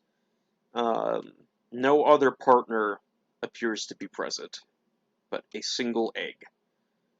Probably the size of a bowling ball, I'd imagine. I do feel some remorse over this. I will, place it in my cloak. Very carefully. Osmo, And Osmo, do a attempt to backflip. keep it up. Do a backflip, Osmo. Do a backflip. That'd be so You know what? cool. How tall is this tree? I'd say probably 120 feet. Alright, well, It'd be badass. I'm gonna not do backflip. Well, before you leave, go ahead and give me a perception check. Oh no. I think you might have to do a backflip. 3.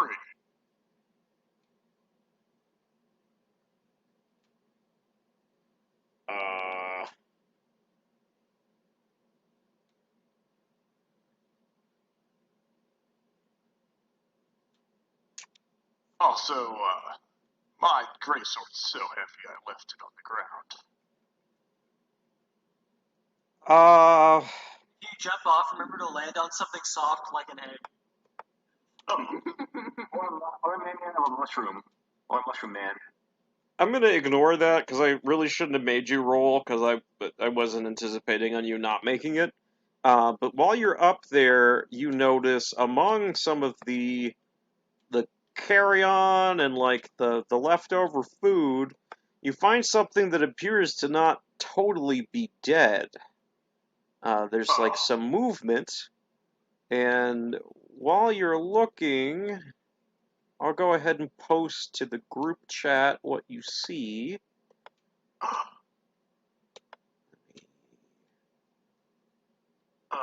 Get smaller. Full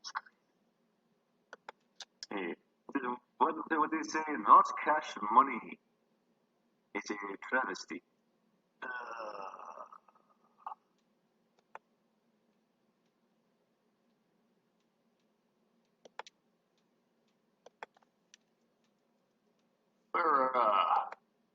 Where's it posted? I haven't saved the photo yet. Give me one sec. Sorry.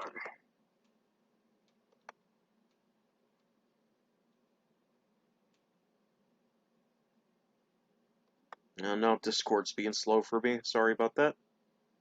Alright. Boop. Upload file.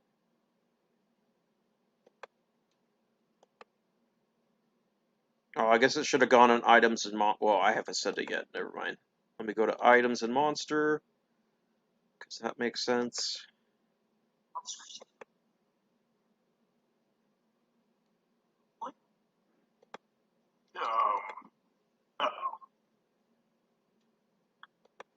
These are not cash money. Oh, did that not? Did it not load? Are you not able to see it as is, or? Not at all. Oh god, that sucks. Yeah. All right, let me send it. I've never tried uploading a picture from desktop. Let me do it from. File type is good. I can't even see I don't I'm know. opening up 7-zip. Yeah. Type of file. File. It's not a format. Right? Okay, let me go to. What? Properties. Type of file. File. That's Yep. what I'm saying. I'm looking. This is not cash money. It's file. Good God. Where's? I think I'm just gonna get rid of that. Yeah, I now have a virus. Thanks. Yeah, that's what. Yeah, I got like 5 pop-up windows. Yeah. It would just cause other programs to be confused. That's it. All right. Dinosaur. So you can go ahead and give me a nature check to try to figure out what it is if you're interested. Certainly. That's 19. All right. So with the 19, you've definitely heard of this creature before. It's kind of large, raptor-like creature. Well, not like large size, but big enough that could be ridden. But you know this as a chocobo. It appears to be injured, but alive. Is that,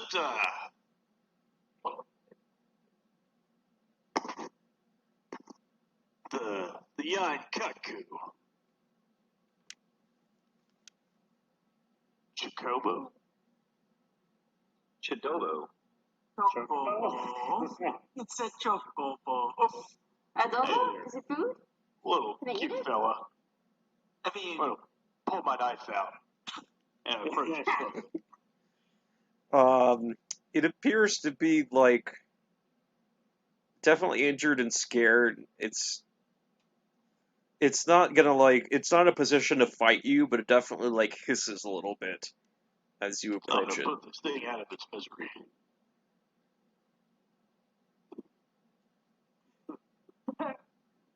all up to you. Alright. I'm not there. Not there. I'm looking for rocks. Gonna make a handle animal check. Yeah, go ahead and roll for that. Alright. Somehow I feel like You have a it's bond. not that mean. Yes, perhaps a feeling of pleasure. Handle animal is also a 19. Cool. So you're able to convince the creature that you're not a danger, and you're able to like put your hand on his beak and like let it smell you, and so it now no longer considers you a threat. It's just Hey there, little guy. Big guy. Oh my god, he's huge. Hey, fella. What do you say we, take a ride out of here?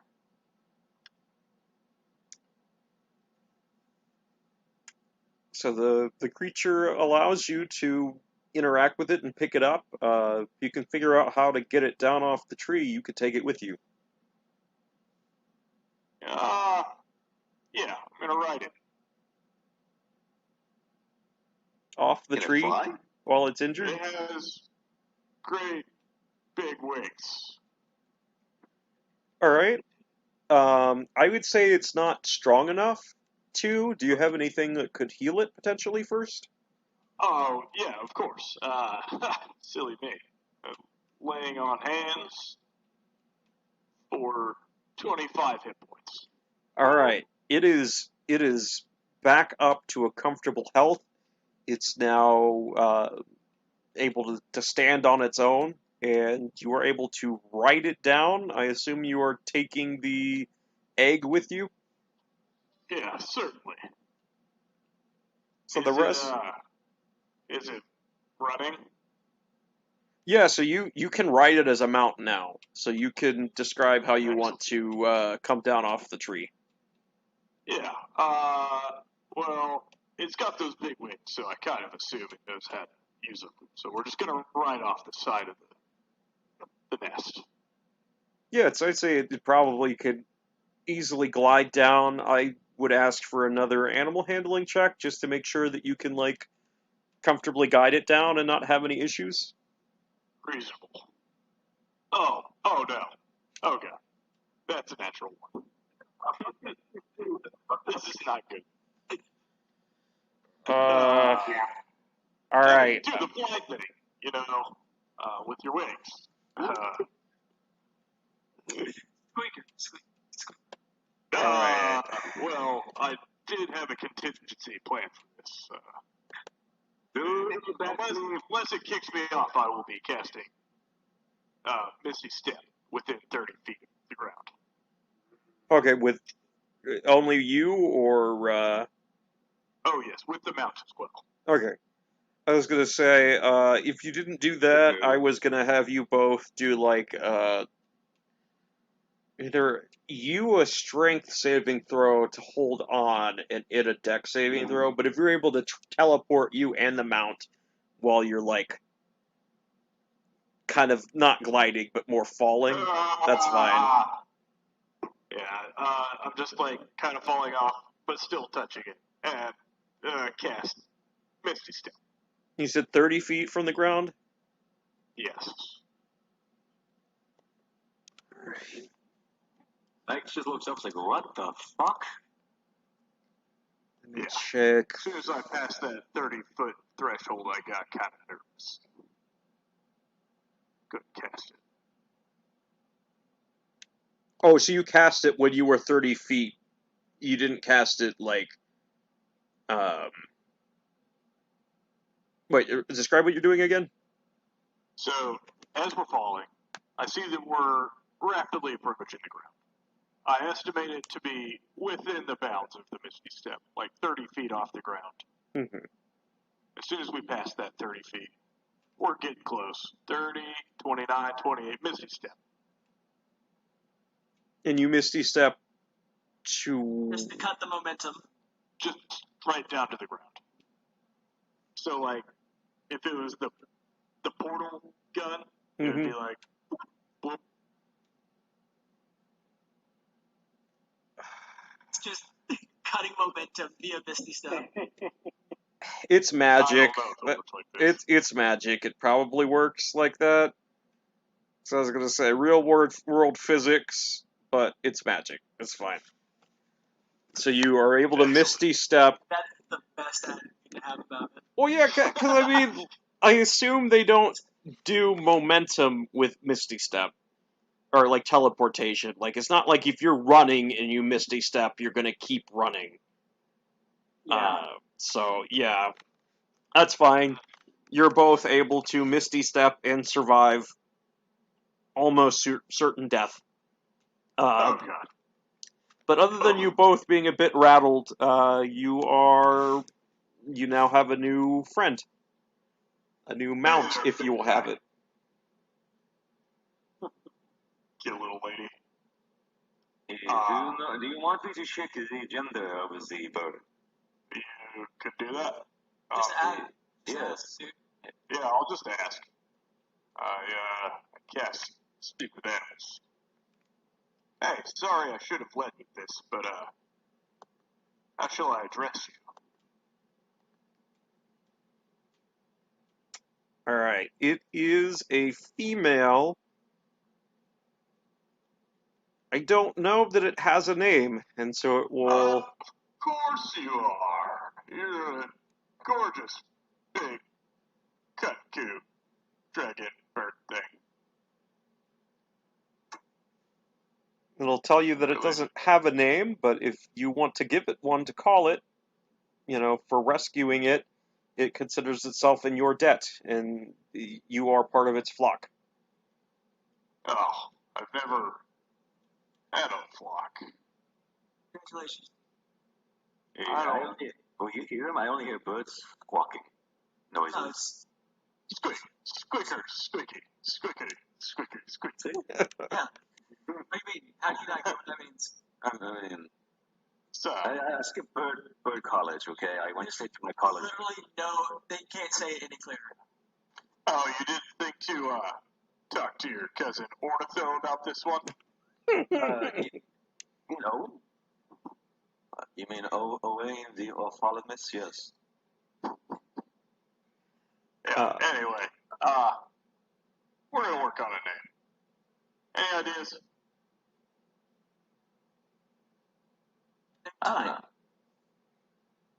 Gives me a big... Yuna?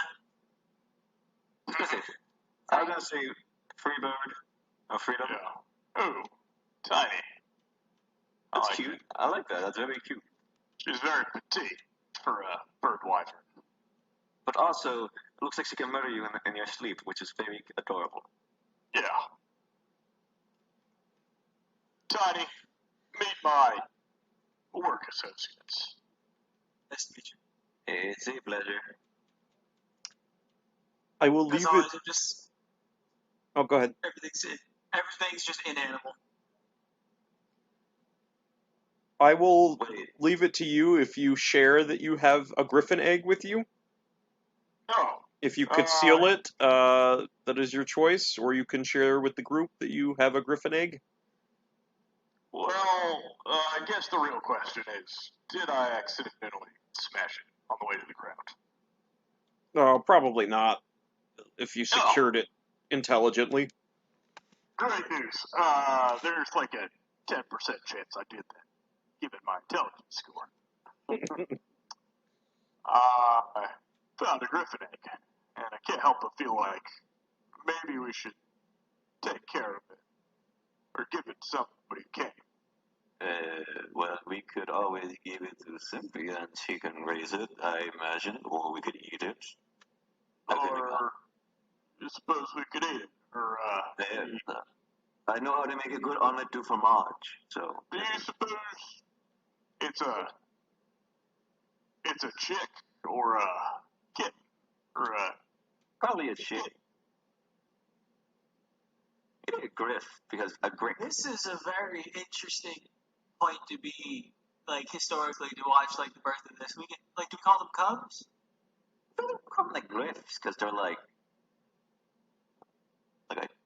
This is a weird thing. Somebody should write this down. Cynthia. Yes. What do you reckon on this? they're different species. I'm not that kind of scientist, unfortunately. I'm not totally sure.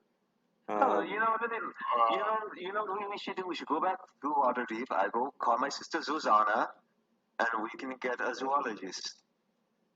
Yeah, there's an idea. I'll just put it back here in the sack for safekeeping. Yes, the egg sack. My warm body. Yes. Voto will just walk over from the shoreline. What is going on? I found rocks. I found a big egg, and we're trying to find out what it is. also say hello to Tiny. She's our new friend now. Yes, this is Tiny. Hello, lizard bird. Sure thing, chicken wing. I believe that was mildly racist. I do not know. I don't know. Is it the bird that looks like a lizard? No, nothing against birds or lizards. You know, I don't feel any kind of way. Whatever stage of the evolutionary process from dinosaur you are. Also, would you say you have many friends who are dragons or lizards? Yeah. No, but I've met a couple. Yeah. Well, I'm just going to stash these rocks. I have stashed the rocks. Cannot believe you got got props. It's my IRL jar of Yeah. rocks from the ocean. Yeah. That's beautiful. Magnifique. I guess I'm trying to make Griffin chicken wings. All right, so go ahead. You can go ahead and give me a quick roll for survival to cook the griffin, but we are gonna, just to get to a good stopping point, do a quick speed run of events. So go ahead and give me your survival roll. 11. This leaves everyone wanting. It's a little charred, possibly from the alchemy arrows, but it's not real good. I mean, it's like okay, but I never tasted something so dry and so burnt at the same time. yeah, you've set up such high expectations for your cooking thus far, and this just disappoints. No. I haven't got that yet, but I know the reference. No. Well, I will eat more mushrooms. And he just goes in his pocket and just eat a handful of mushrooms. All right. Unless there's anything else we want to role play, we will speed run back to Waterdeep, back to Cynthia's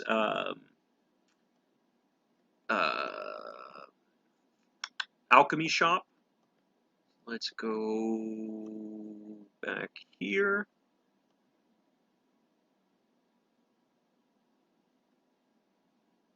All right. She'll allow all of you back to her alchemy lab, and she's just going to show the process of creating the helm of lenses. So you see in here, let me paste everybody. Boop. As you walk in, as everyone enters her alchemy lab. She has Mordenkainen's private sanctum set up, so like there's as you open the door, there's like an opaque sort of black, intangible, but like just something that can't see in, can't see out, muffles noise from the outside. But she grinds up the diamond and mixes it in a mortar and pestle with the rare earth,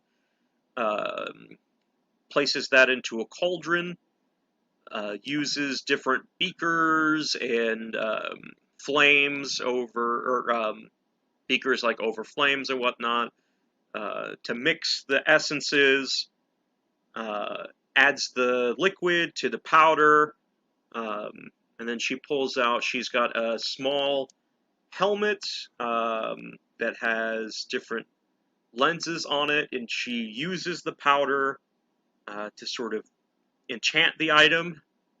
And I'll go ahead and roll and see if she's successful. Oh no. Well, the good news is, so it kind of breaks as she does it, but we've got plenty of equipment. So she says, "Oh, my apologies. As I said, my eyesight's not the best. This will, when successful, hopefully help with that." She does the whole process again and hits it at 20, and this one works really well. She puts it on her head, and as by command, like there's multiple sets of lenses that sort of pop in. It's like a jeweler's lens where there's like multiple magnification things. So she's like, "Oh, with this I can focus light into my body much more efficiently than I was before. Thank you all. I didn't have the supplies or the recipe, and without all of you, I wouldn't have been able to successfully make this. Consider yourselves officially hired on the long term." Oh, nice. Excellent. Oh, she did it. So handsome in real life. And so with that, you have the Griffin egg, you have a new friend, both in a new party member. Well, I guess they're both party members, but a new player character and a new mount.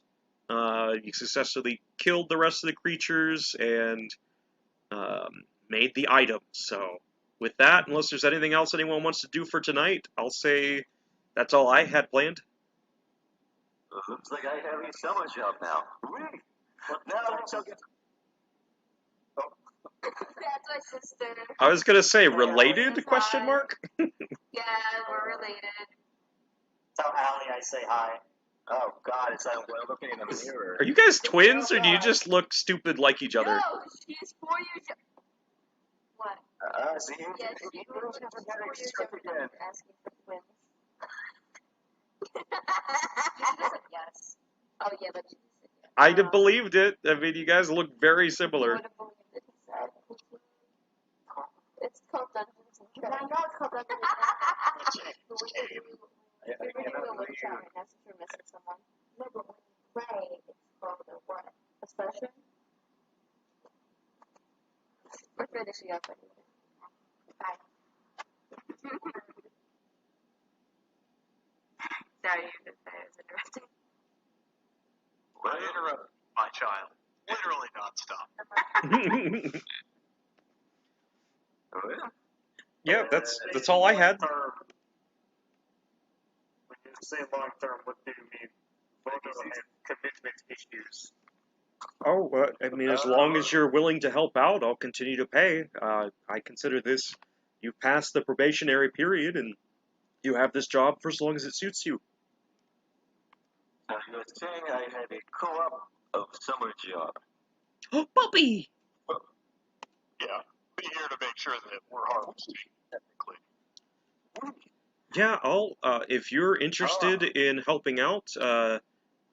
Mycologist, we'll help fund your research. You can use my lab for anything you need, and I'll pay you, and I'm sure that would help fund whatever you're working on. I'd be happy to. I know you have other responsibilities, but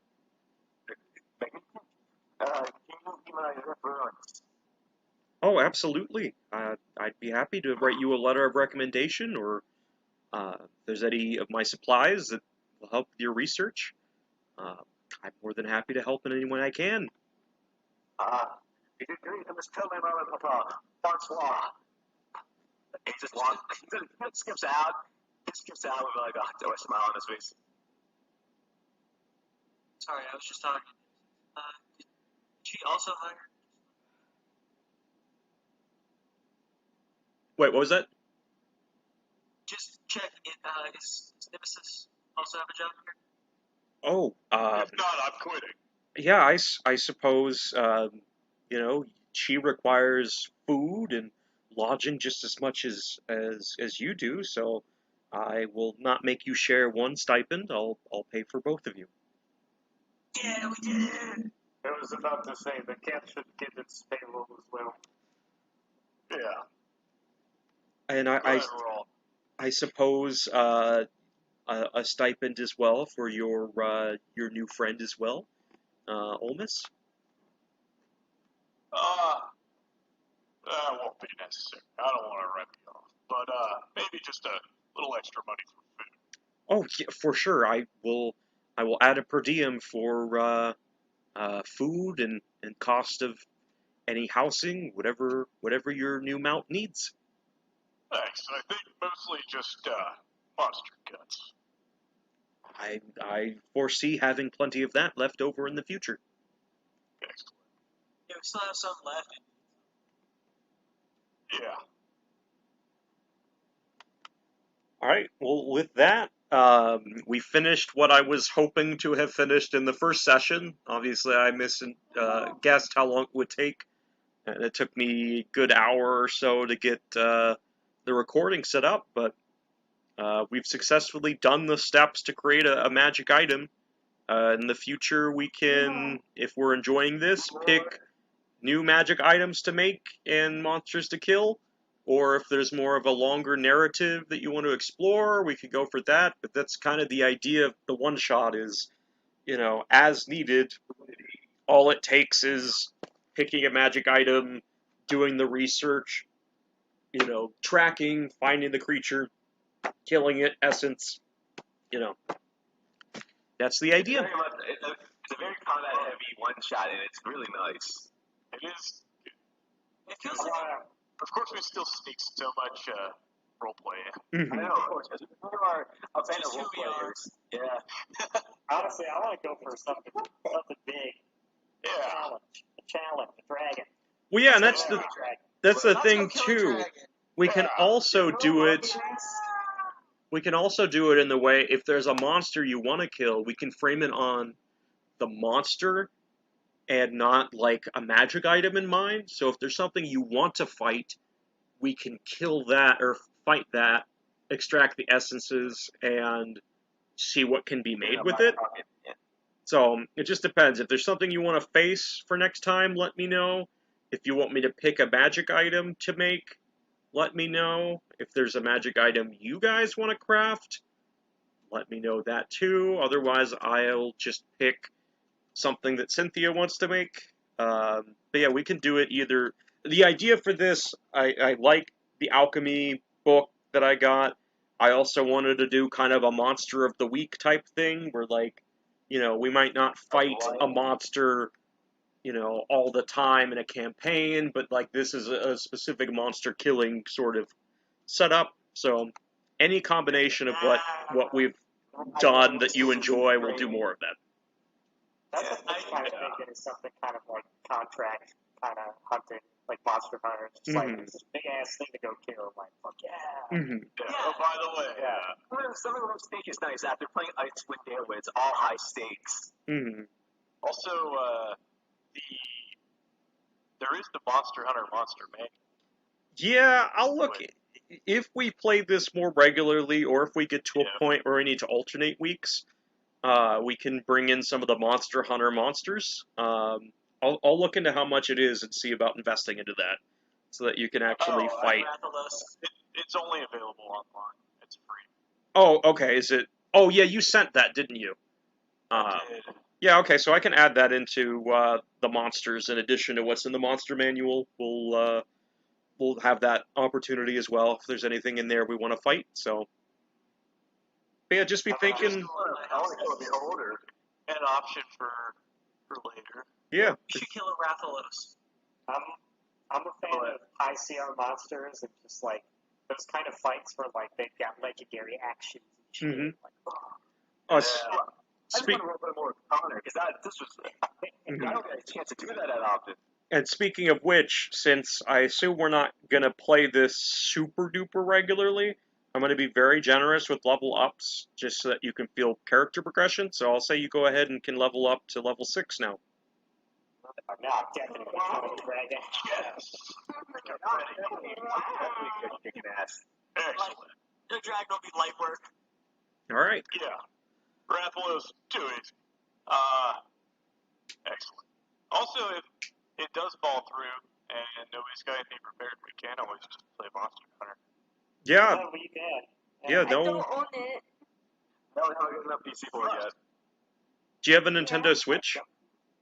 Nope. I have a Lite. It's like $20 to get. I don't remember if it's. Cross-platform? Yeah. World is not, is it? Oh, I guess it is. Monster Hunter Rise is the one that's on. Okay, so World might not. Yeah, World's not cross-platform. It's on a bunch of platforms. You can't actually cross. Rise is the one you can cross-platform. Bring your favorite enemy. Oh, it's about to be dragon. Dude, I get to. Oh man, I get to make zombies now. That's fucking lit. We'll definitely be hitting you up, Corio. Good. Yeah, I'm still calling that tonight. But, yeah, I like that ICR. But yeah, I think probably, yeah, we're gonna definitely push to finish Icewind Dale within the next couple months. Yeah. I know what I want to do, the story beats I want to hit, and the last thing I want to do is kind of lose momentum in the final act kind of stretch. Mhm. I've seen it do one movie funeral scene and I'm good. That's all I need. Oh, we've been talking. We got it figured out. Don't worry. We can definitely That's I gotta get my tattoo going. I need, single me some more tattoos. My fucking cat has more health than me. I look forward to next week. Yep. Pick up with Icewind Dale next week. Sounds good. Yep, and I welcome feedback for what you're interested in with this one shot, what you enjoy, what you'd like to do in the future, what you'd want more of, less of. Just let me know what you guys are interested in, and I'll plan accordingly for next time, okay?